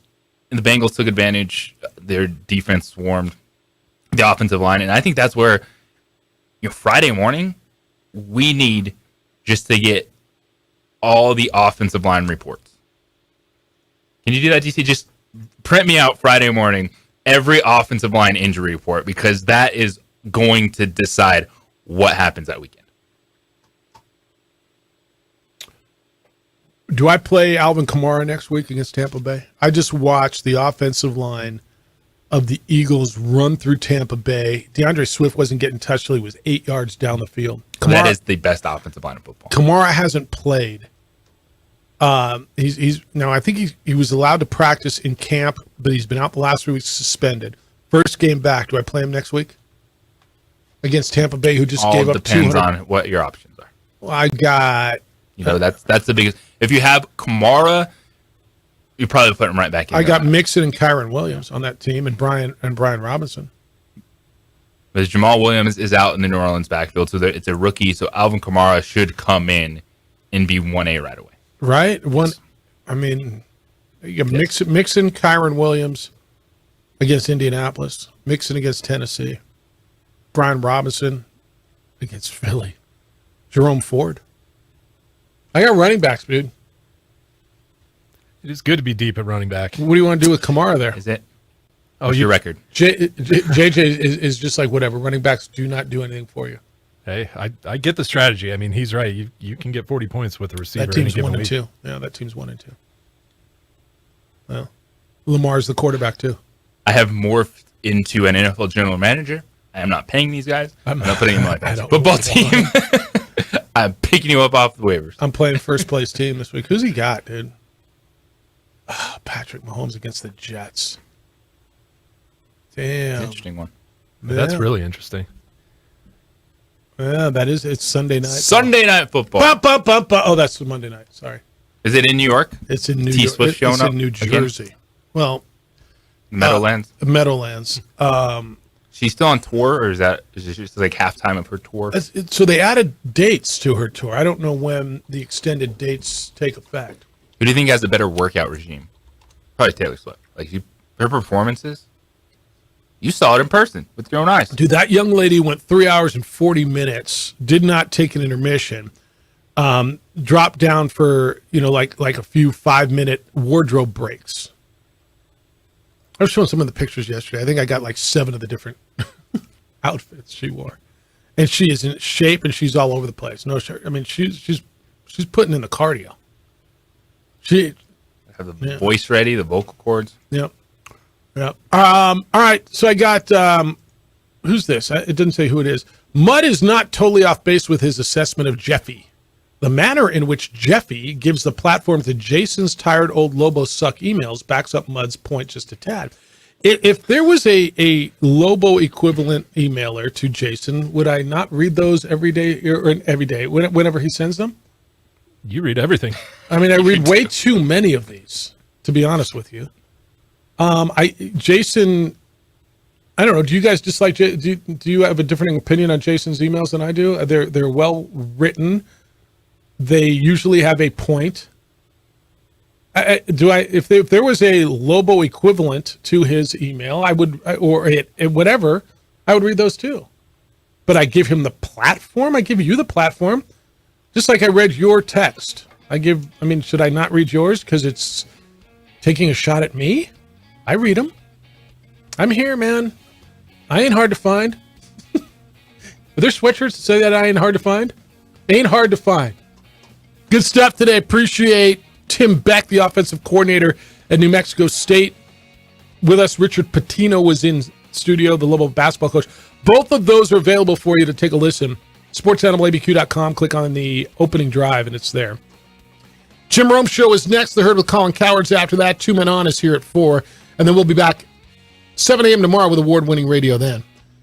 Adrian, great work today. DC, you were busy. Your fingers hurt? Yes, they do. Yeah, all right. Relax your fingers. Do some carpal tunnel exercise. Big day for you? Huge day. Enjoy it. Be good to each other. Please be kind, loving, caring, and sharing, and we will smell you tomorrow.